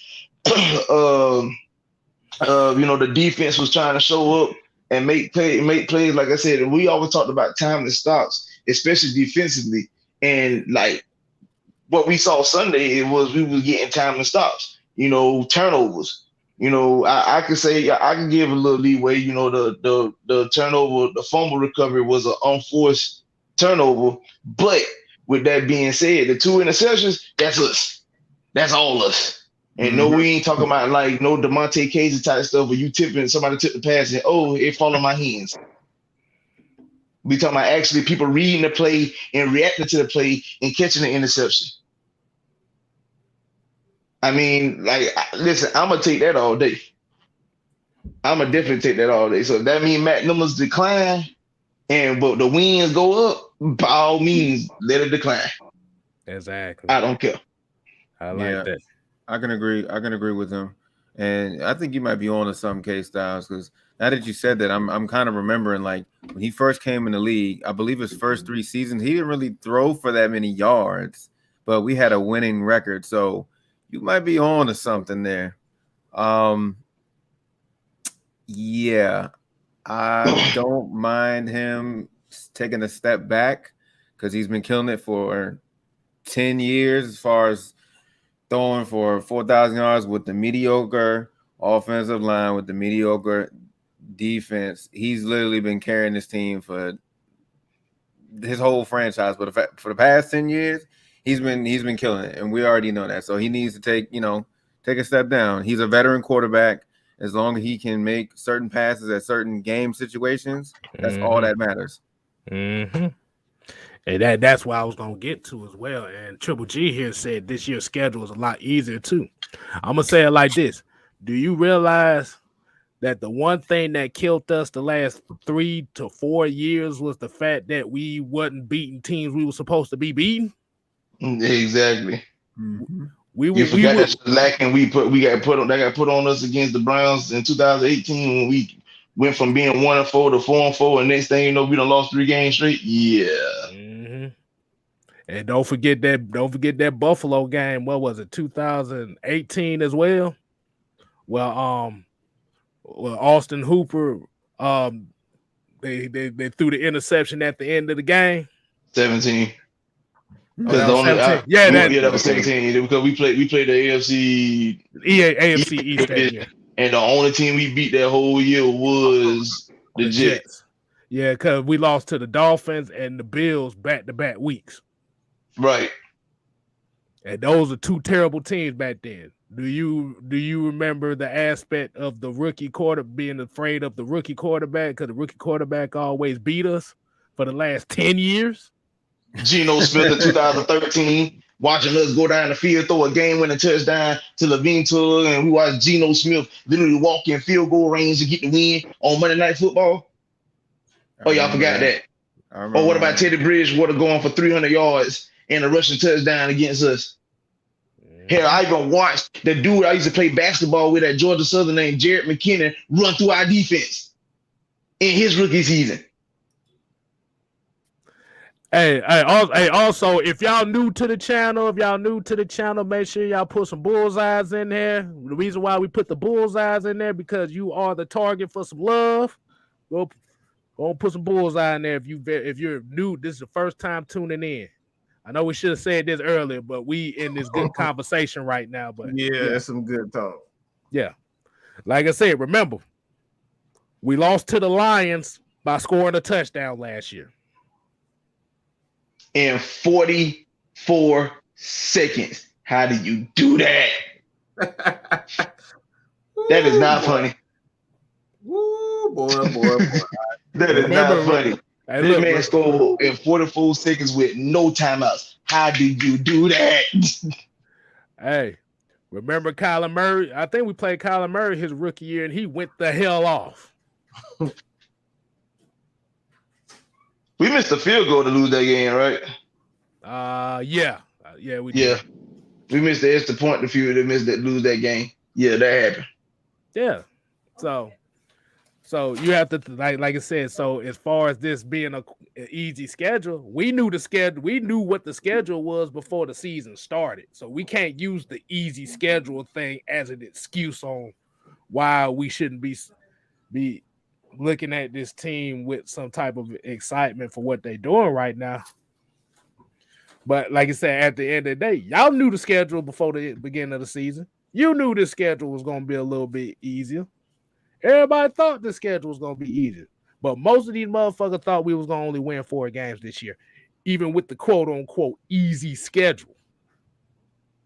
And so throw that easy schedule part out. Because y'all literally thought we weren't going to win. You can't say easy schedule when you literally had us lose a win on the 4 games again this year. Don't do that. Be killing all that. Exactly. Because if that's the case, if it's a quote easy schedule and you beating bad teams, you need to reprimand all the teams that got winning records that beat bad teams. Brady. I could have sworn, because if I'm not mistaken, those same bad teams that we playing, they playing the same ones. You don't say, huh? You don't say. Exactly. You think about it. Yeah, hey, LT, you just made a great point there.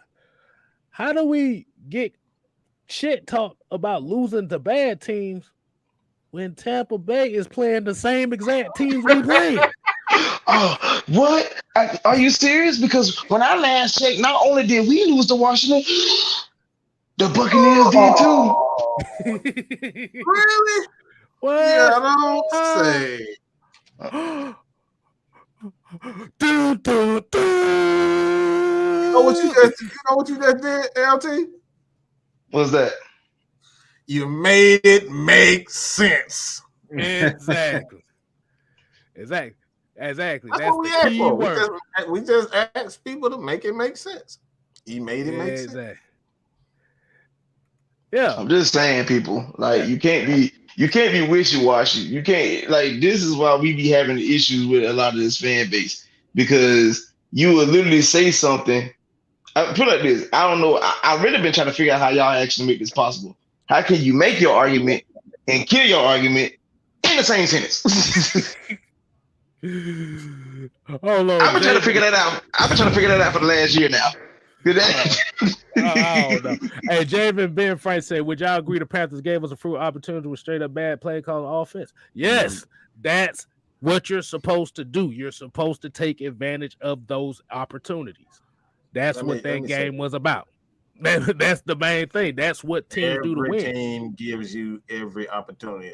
I feel that question is nitpicky. Correct me if I'm wrong, but I think this kind of nitpicky. Stop. I got it, Mike. I got it. Hold up.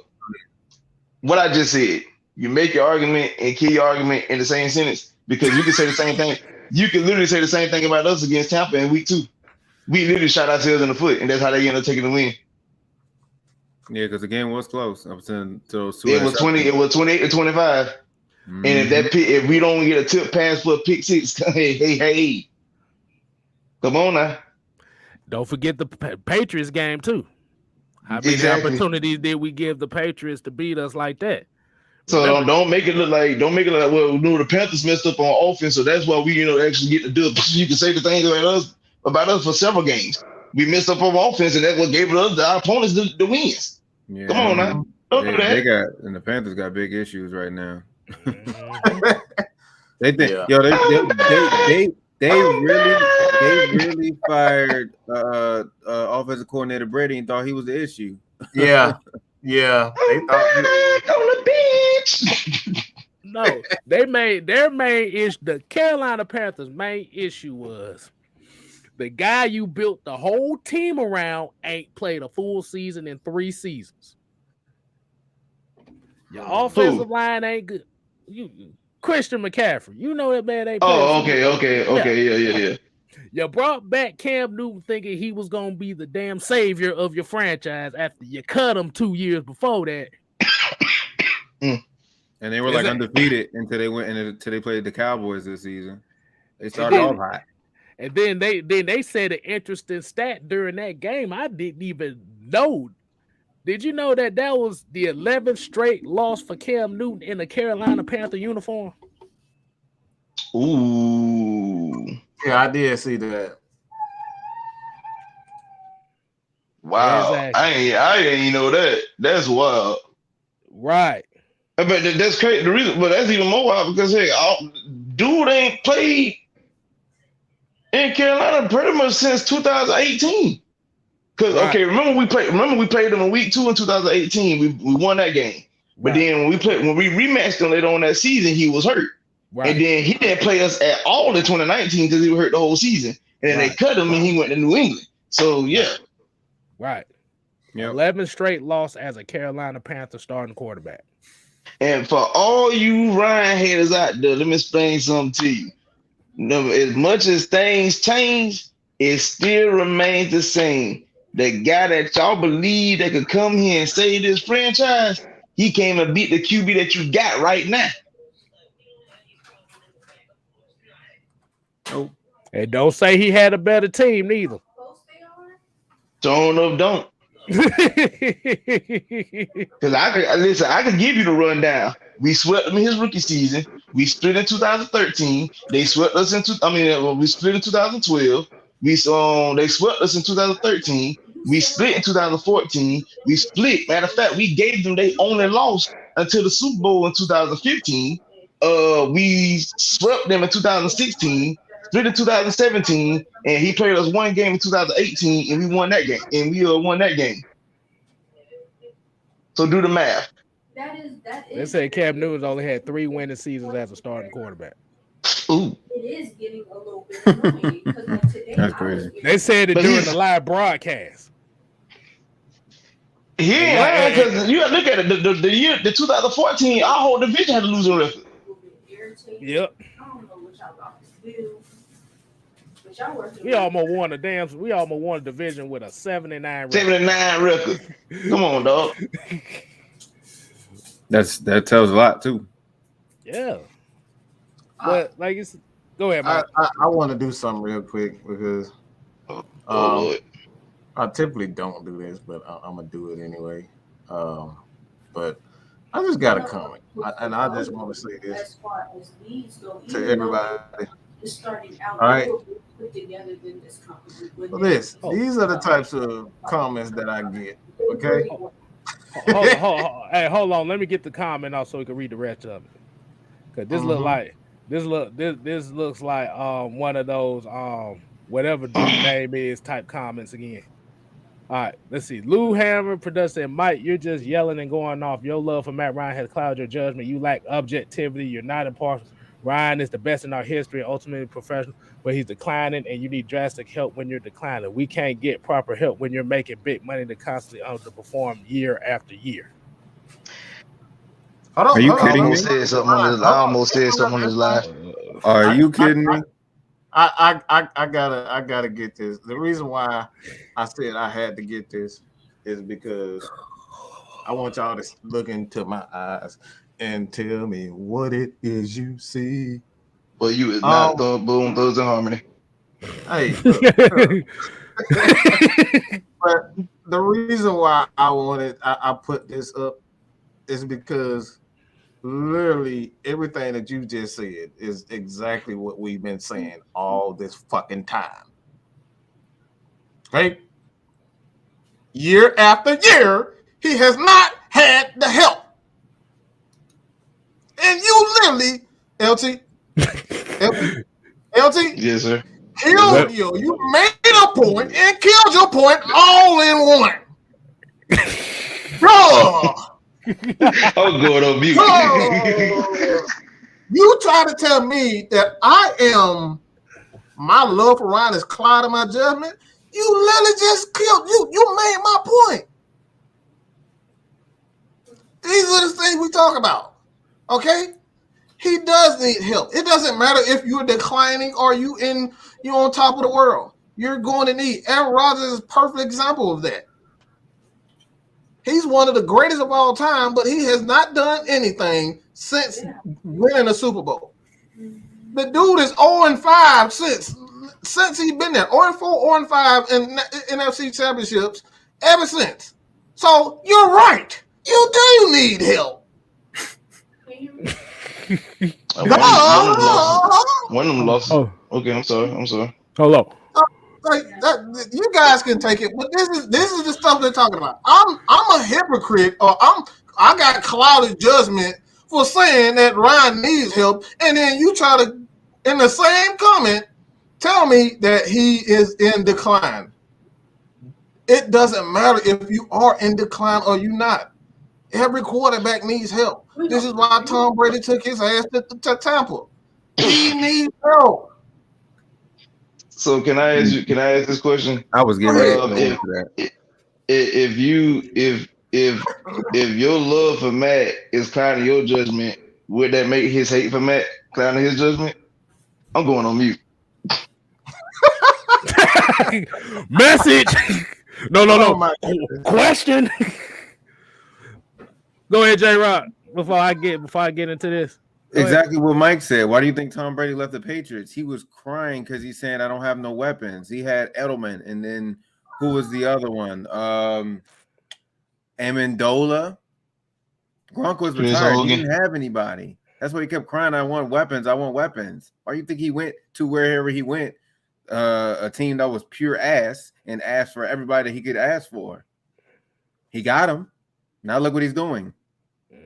And nobody in their mind pictured AB being in the league ever again. but Tom Brady got him.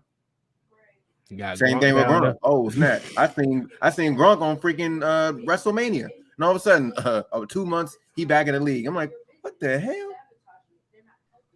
That man hung it up, told us he was retired. He was driving off of stages. That man had a WWE contract.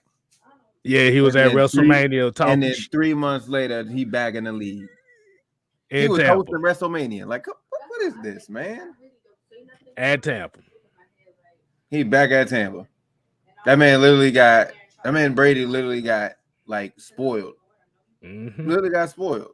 His whole damn career. Spoiled. I wish Matt Ryan had a Randy Moss. Mm-hmm. I would look. I about to say he had a Julio. I'm gonna give him that. He had a Julio, but that's even. That's even. I do wish he had. I do wish he had a Vince Wilfork, a Teddy Bruschi. Put it like this: a whole damn defense. I'm gonna just. Hey, look. Hey, look. I just say that Matt Ryan had to be the glue of this franchise for 14 years.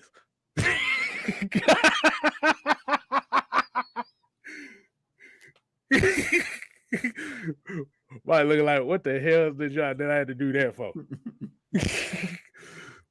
but yeah, let's put that comment back up right quick so I can analyze oh this. my god. This man don't listen to nothing I say, man. Y'all swear I just No, I didn't acknowledge it. I just said he was the glue of the franchise. oh my god. That'll probably go over so many people's heads right now. No comment. Oh man. But yeah.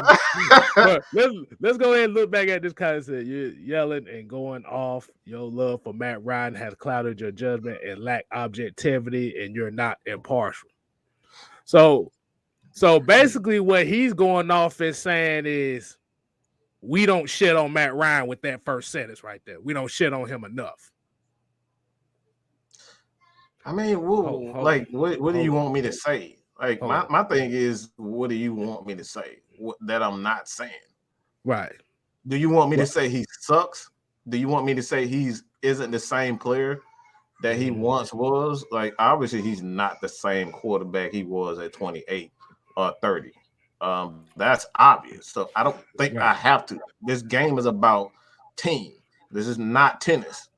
All right. Serena Williams doesn't look like the Serena Williams we love. So my thing is, what do you want me to say? He's obviously not. He doesn't have the same arm strength. He doesn't have the same zip on the pass. He doesn't have Julio. He doesn't have Calvin. Like, what do you want me to say?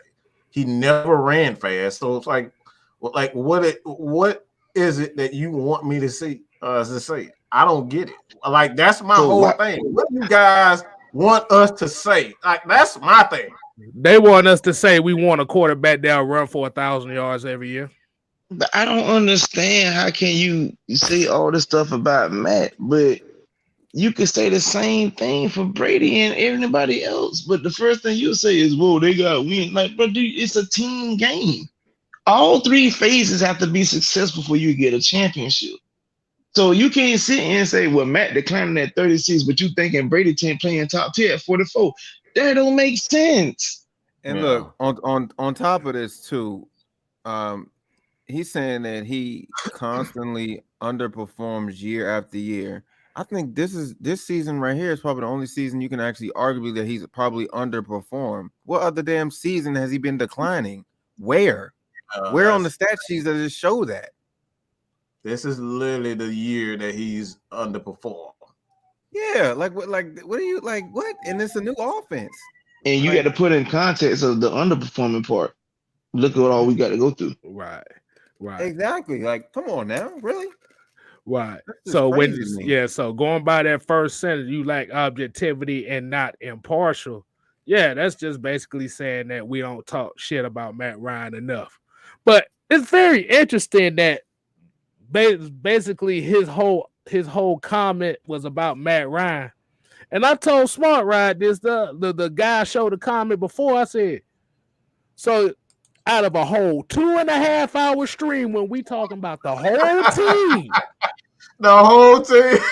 And everybody on the whole team. And y'all can cut this up and did show my 3 keys to victory. I literally Yeah. did the 3 keys to victory, and somehow we always talking about Matt Ryan. I just don't. Yeah, but the thing that makes it so funny is we could talk about mental health issues, but talk about Matt Ryan for 3 minutes.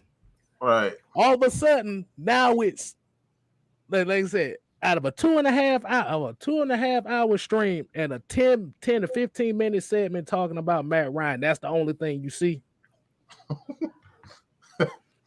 So like LT said, who really got clouded judgment? If you take a whole 2.5 hour stream that's talking about not just Matt Ryan, but the whole team and what the whole team needs to do in order to win a game, and you're just looking at the Matt Ryan aspect of it.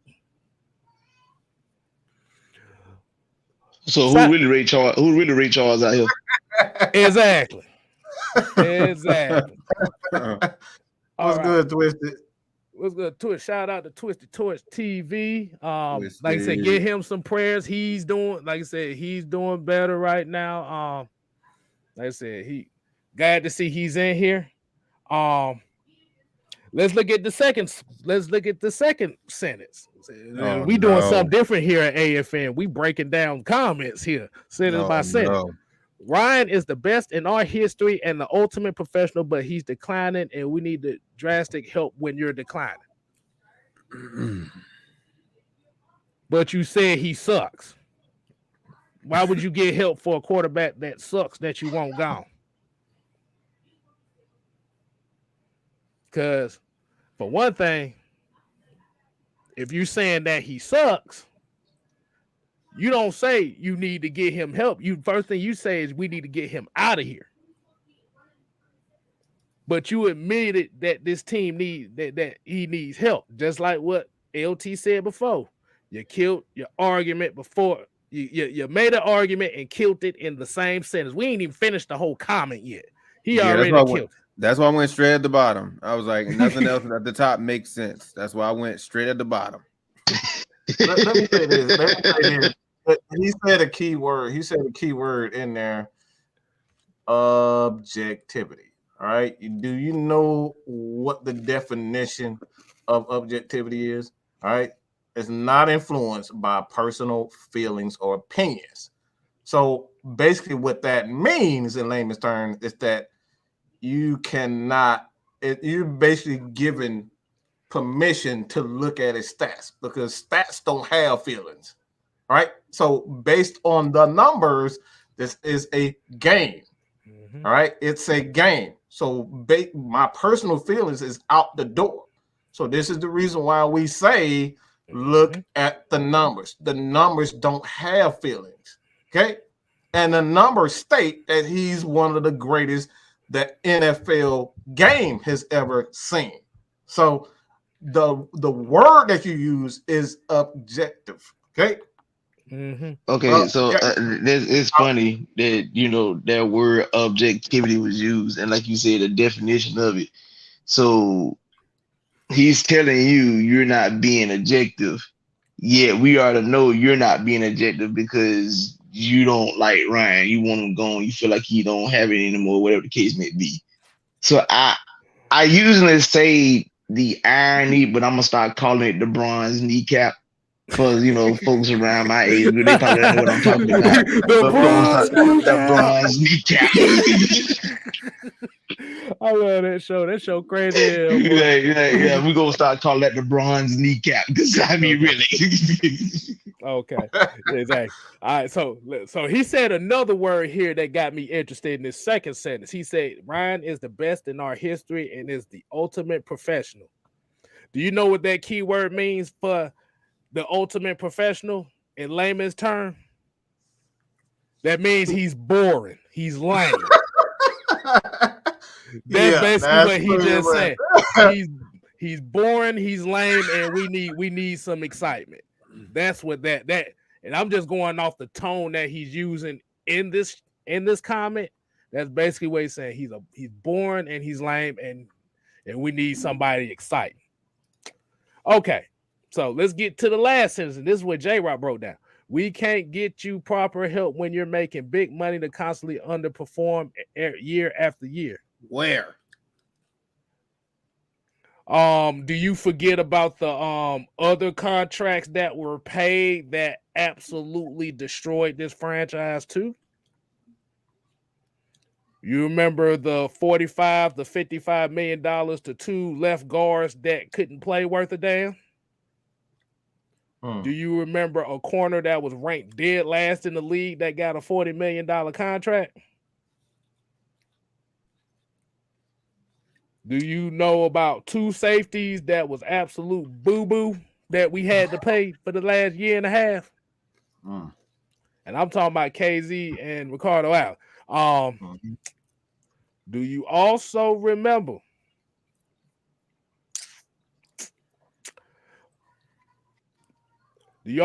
Taylor Gabriel? Well, no, Taylor Gabriel didn't get paid. But y'all know what I'm saying. You got dead cap money. You got to remember dead cap money count. Oh, Desmond Trufant. You gave him a contract, a big contract after the Super Bowl. Bailey. Allen Bailey. Duke Riley.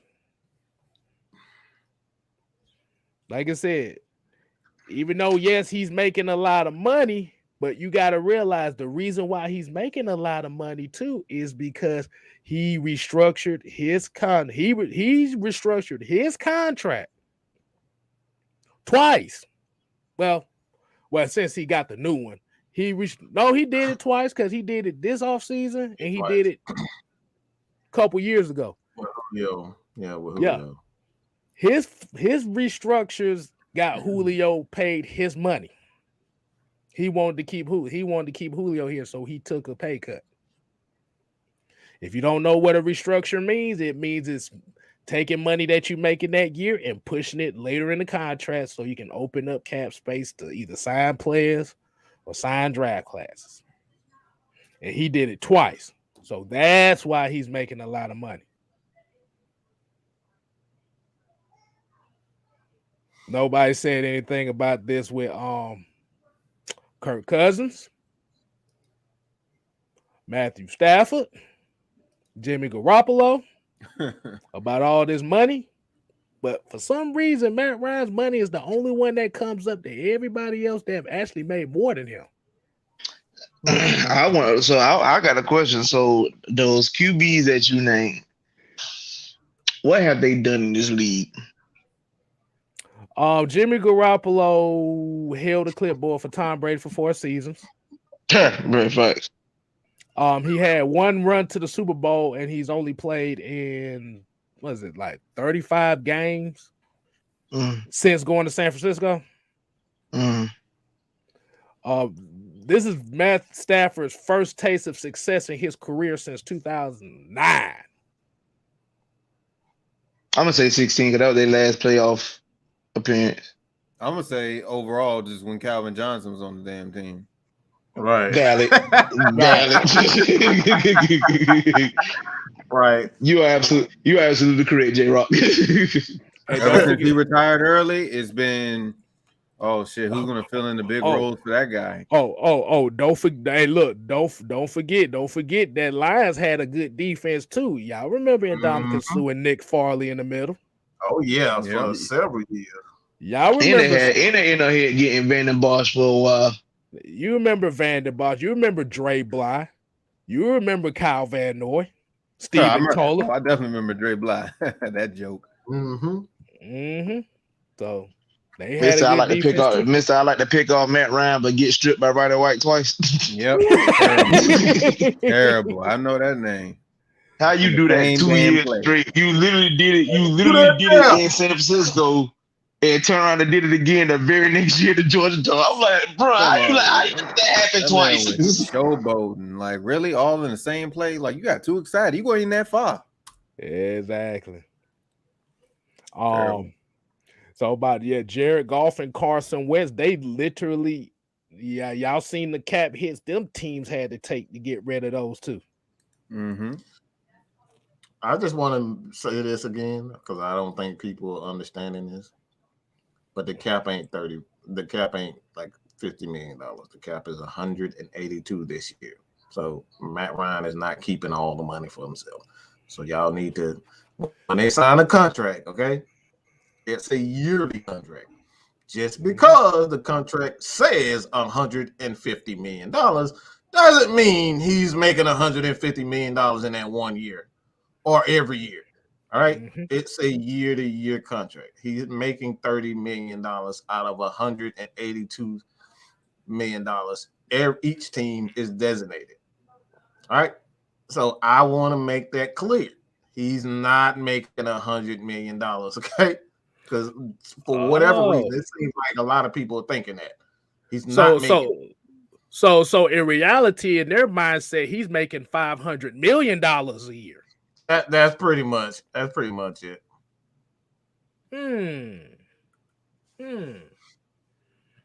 Yeah, because if I remember before these restructures, he was only making $25 million a year.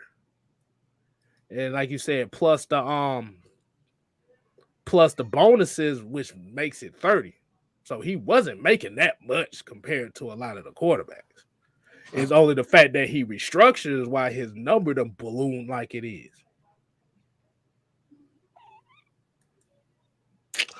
Wow. Ooh. Oh my God. Oh Lord. What now, Mike? Nah. He want me to do something. I'm Oh Lord have mercy. But I'm gonna think about it. That. Yeah, I mean, and then like I said, you think about Julio's dead cap number next year is $15 million. Yeah. So if you add that $40 million dead cap hit for next season, that's $65 million right there. That's $55 million already right there. You only got about 13 to 15 million in what did it say about 28 or what or did it go down? I'm trying to think. Was it 28 for next season? You talking about 28? Salary cap. Talking about the salary cap. What we got available. It's based on move that hasn't been done yet. Oh, okay. So it's based on this year's salary. Where it stands right now is 28. Right. So they can free up a lot of money if they decide to restructure Grady, extend Grady and Matt Ryan. So they can open up a quite bit of money if they extend those guys, which, in my opinion, the real reason why they came here. They didn't come here to shop at fucking JCPenney, okay? I'm just going to be real. Right. So at the end of the day, regardless of you counting his money and doing all that stuff like that, hey man, that's why I always tell that like I said, this is the message of the day, and I always gotta say this every time. If the quarterback bothers you that much, and you want nothing to do with the team as long as the Matt Ryan is the quarterback, you have 31 other teams that you can choose from. Find the one that fits what you like in a team and roll with that one. Because there's going to be an issue where he's going to get he is a possibility that Matt Ryan will get restructured. And if that happens, nobody's holding anybody hostage to be a Falcon fan. We don't come at AFN like we are the architects behind all the shit that happens with the Falcons, because we damn sure ain't.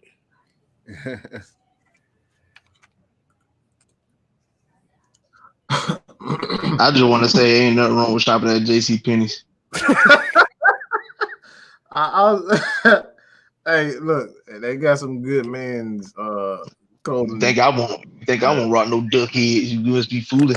Hey, I'm just saying. I just had to say shit, rich man. people like Don't you laugh too hard, J-Rock. Quit laughing. Shit, boy, shoot, you better. Hey, look, you better get it how you live. If it's JCPenney, Walmart, whatever. Shit. I ain't saying nothing. Hey, you got it. Hey, wait, this is the way this economy Don't be disrespecting duckhead. hey, look, the way this economy is, boy, your ass better be shopping at JCPenney's. That's a fact. You gonna be living under a damn bridge. Oh my I'm just God. saying. I don't see how y'all folks try to get Ralph Lauren, boy. I paid $300 for one outfit. Y'all can add that. Bullshit. I don't think I've ever spent that much on an outfit. Bullshit. Yeah. No, I'm good on that. Bullshit. I go to Walmart, get some of them graphic tees. I'm gonna show y'all what I really can do. Go to Burlington, get me some pants. Mm-hmm. I'm good. That's a $20 outfit. I'm good. I'm good. Fresh for 20. Exactly. You got a little presentable out here, man. Only thing I done spent money on was a suit. I got a suit. That's it. Suit and shoes. Even the shoes wasn't even. He said a suit. He didn't say suits. He I said a suit. Exactly. A suit. Hey, like I said, you gotta have at least one suit. You gotta have at least one. That suit is an all-purpose suit. You wear the wig, you wear the funerals. Shit, if you actually go on my Instagram, you'll actually see the suit. It's a Dominique Wilkins suit. I got that bitch. It's a Dominique Wilkins suit, boy. That thing was like $150. That's all I need. That thing was not cheap. That thing was not cheap, but it wasn't expensive. Like the shit they got.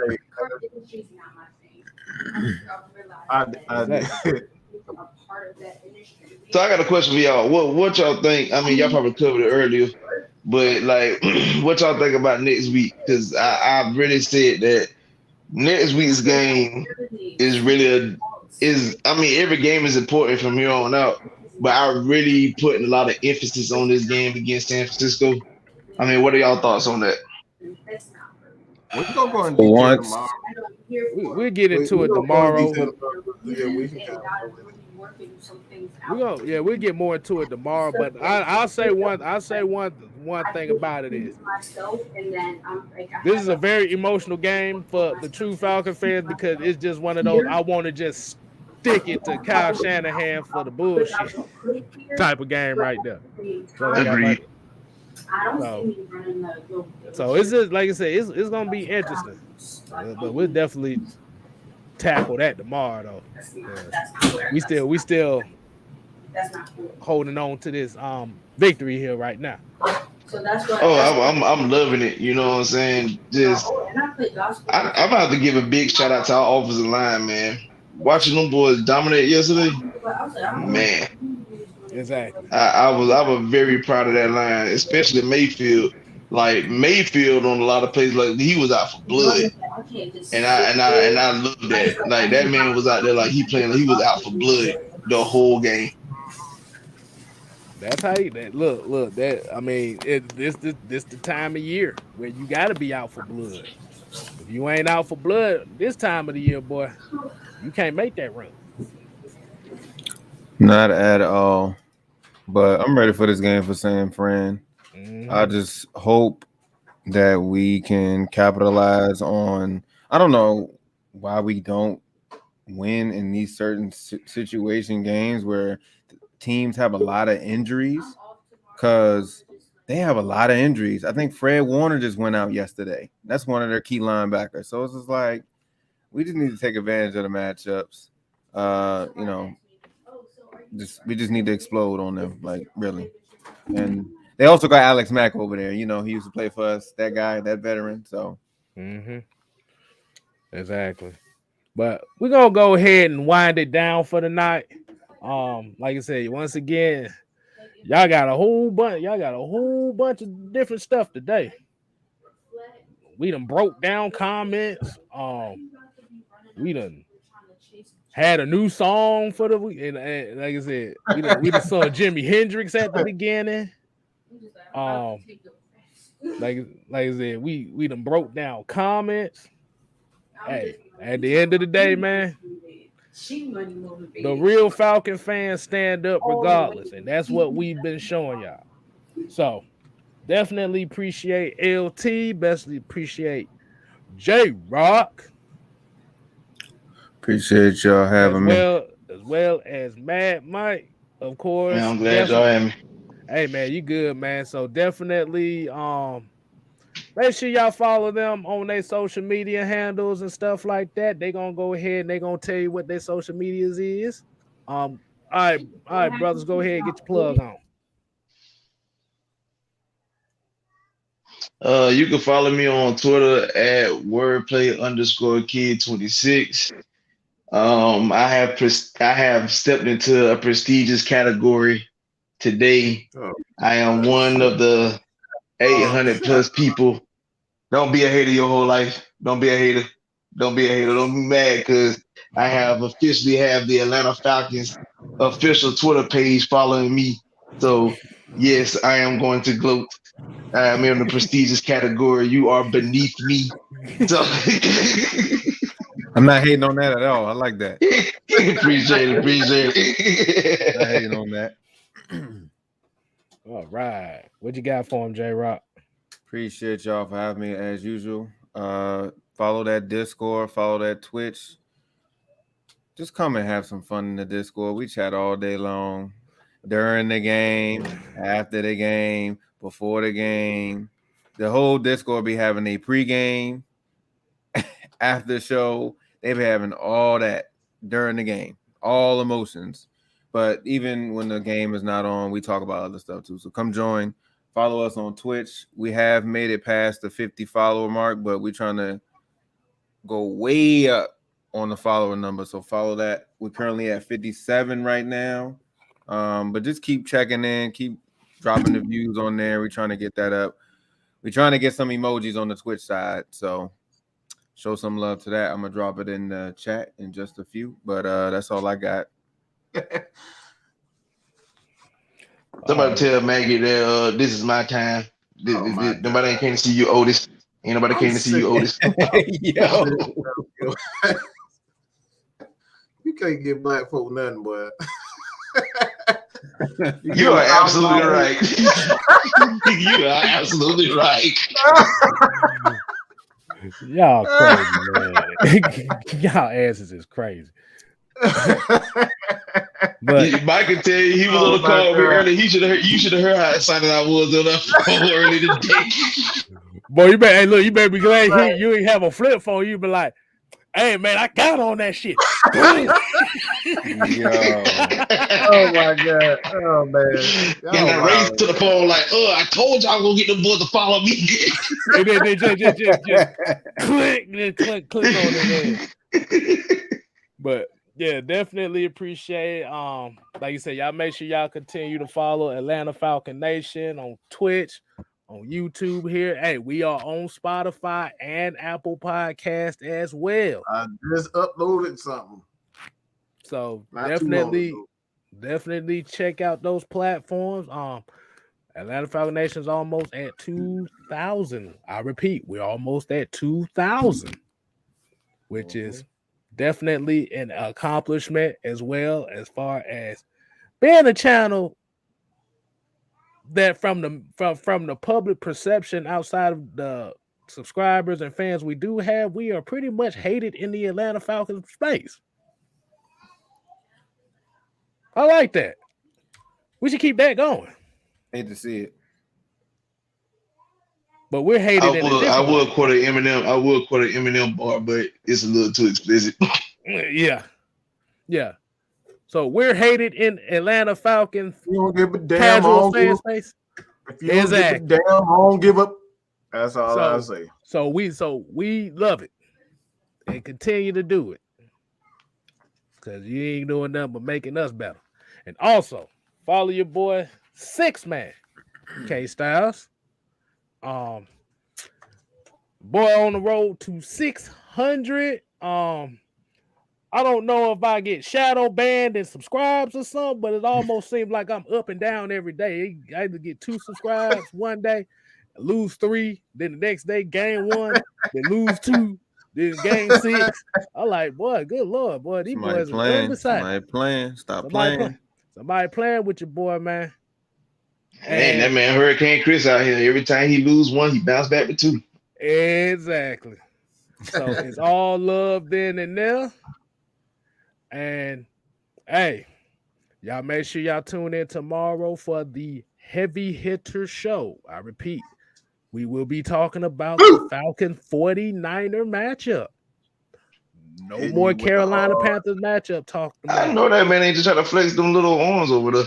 Man, ain't nobody. Everybody can't be damn Mark Henry. All right, some of us are Floyd Mayweathers. All right. Ooh, somebody gonna get their ass kicked. Somebody gonna get their wig split. I don't think I'm Mark Henry just because I can pull a vehicle with my bare hands, but okay. This motherfucker is this dude is Mark Henry. I'm not joking when I tell you. Relax. I've been pulling cars with one hand and nothing, it's nothing. I do that all the time. Who the hell pull cars? This dude, y'all think it's a joke. He really doing stuff like that. Exactly. That's why he laughing, because he know it's true.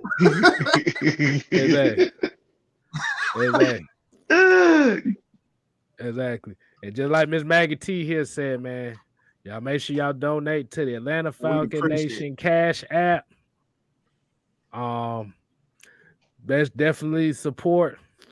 And I got one more shameless plug. I guess I might as well go ahead and finally do this. I'm going to finally do this. This is for your boy Kstylzz. I don't know if y'all going to actually follow it or not, but you can hit your boy on the Cash App too. Hey. Hey, man, if y'all just want to show, it's all about showing love, man. Showing love at the end of the day. And then, like I said, what we do, that's all it's about. You know what I'm saying? Exactly. We love what we do. We love entertaining you guys, giving you guys nothing but the stats, the facts, and the truth. And at the end of the day, man, it's all about showing love. Nothing more, nothing less.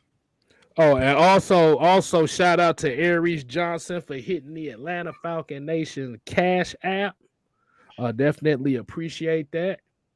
Absolutely. We love the support. And like I said, if you want to donate to $Styles KT and ask your questions, and hey, go right ahead. It's right there at the bottom. I said I might well try something new here. YouTube ain't hitting no shit right now. You ain't gonna share that video? No, Miss Maggie told me not. She don't want me to do it. I got to get permission around here. I told you I don't run shit around here. Dang, she always ruined the fun. She like the auntie that don't let you do that. Oh, don't say that. You're gonna make her pop up in here. Exactly. Please don't do that. Well, I'm supposed to be terrified. Look. All you gonna hear is boop. That's all you gonna hear.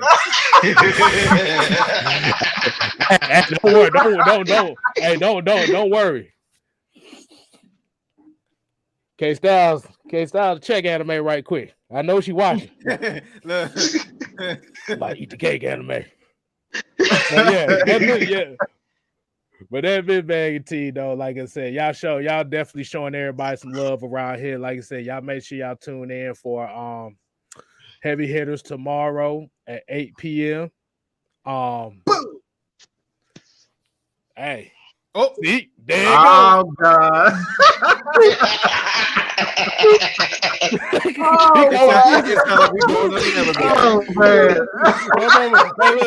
Ladies and gentlemen, I think that's my time. Y'all have a good night.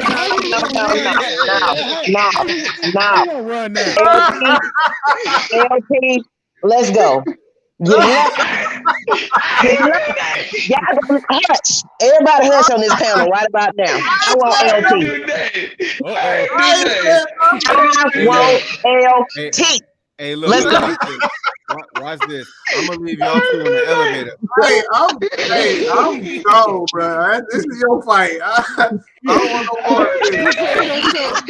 You set yourself up for this, bro. You should have been talking. You know. Hey, look, what Cat Will said? You shouldn't been talking shit.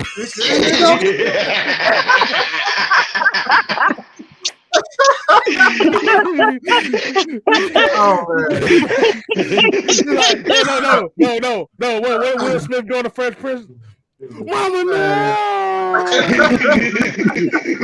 I'm just saying, LT, you've been talking all that smack since you don't got a little status on yourself. That's all right, bro. You know what I'm saying? But no, seriously, I appreciate. It's past my bedtime right about now.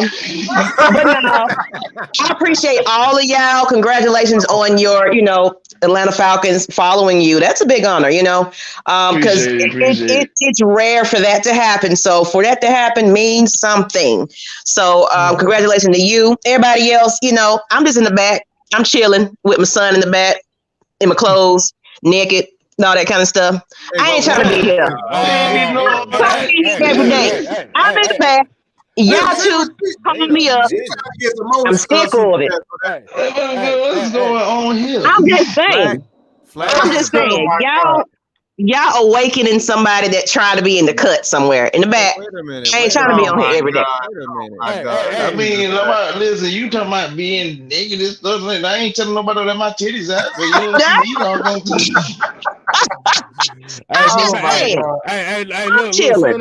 look, don't bother me no more. Hey, look, sooner or later, Miss Maggie T gonna have the Atlanta Falcons only fan page open up with her. Jesus. And we're gonna put LT on the front cover. You bet. Don't do that. I would pose ass Nicky like Mr. January. Think it's a game. Wow. I know. You see how you get them lights up, though. You see how you get them lights up. Y'all go ahead and subscribe to the channel. At the end of the day, I know I'm sexy. I don't care what nobody say. I know it. Look at that body. Not SEXY, SESSY. I'm sexy. That's a difference. Him is sexy, everybody. Him is sexy. Oh Lord, man. Hey, anime. You better not down me, or I kill you. You know what? I love it, y'all. I mean, shit, the boys' vision now. I gave her the narcotic now. I'm a changed man. Man. See, Maggie, like Dame here said, Maggie trying to bring the McNasty, McThirsty. It was on accident. I meant to say I was in my pajamas, but you know what? Whatever. It gets real in these streets, people. You know what I'm saying? Ain't no sugarcoating nothing. But now, let's go ahead and end this show, though, for real. Appreciate everybody in the chat. Hey, look, every time Miss Maggie T, every time she come on, look at all these water bottles. This is all they be drinking right here.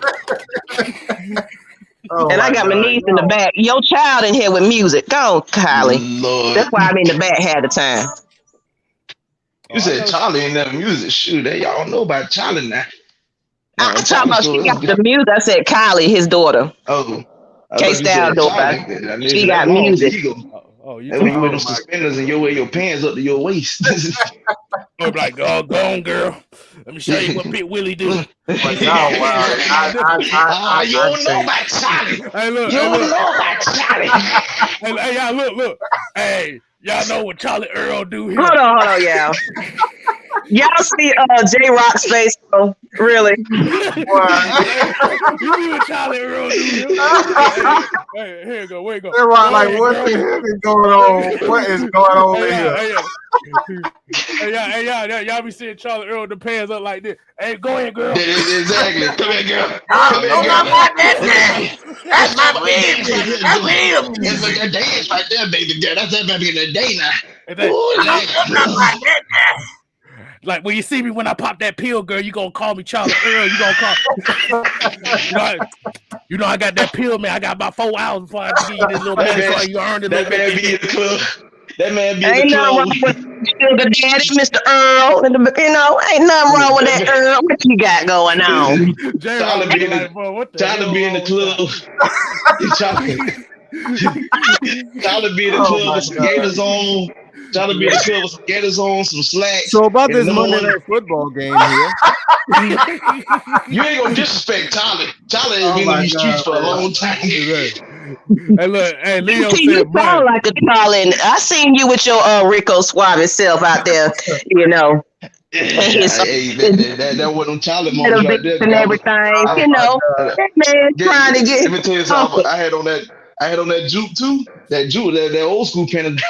That old school cannon dropping right there. but had the shoes to go with the top. I mean, just out there. Hey, look, he was pulling them women with slips on. Wow, this dude. All right, man. Oh my God. I gotta see more freaks today, okay? Skirts. Y'all remember the skirts with the shoulder pads still intact? Oh God! She had a pot of collard greens cooking in the bedroom. Oh my goodness! All right, for real. All right, y'all, man. Hey. Get that professional, people. Let's get that professional. J-Rock got on. J-Rock busting out laughing right there. J-Rock left. Oh my God! Hold on, he coming back. That boy had to he had to hit a laugh break right quick.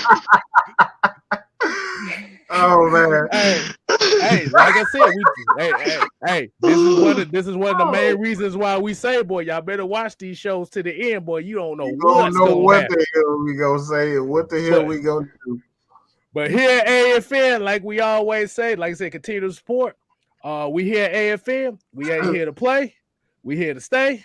You ain't got to go home, but you got to get the hell up out of here. Deuces.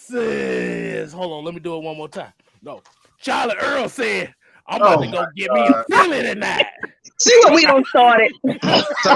Somebody call Nancy Reagan for me. Wow. Hey, we done. We done. Oh no. Hold on, y'all made me mess up. I'm finna get her some of that Jim Crow. Oh yeah, Stuart Scott. Rest in peace. Yes. Rest in peace, Stuart Scott, baby. Stuart Scott, yes, definitely. All right, y'all. Deuces, man. Oh my God. That man said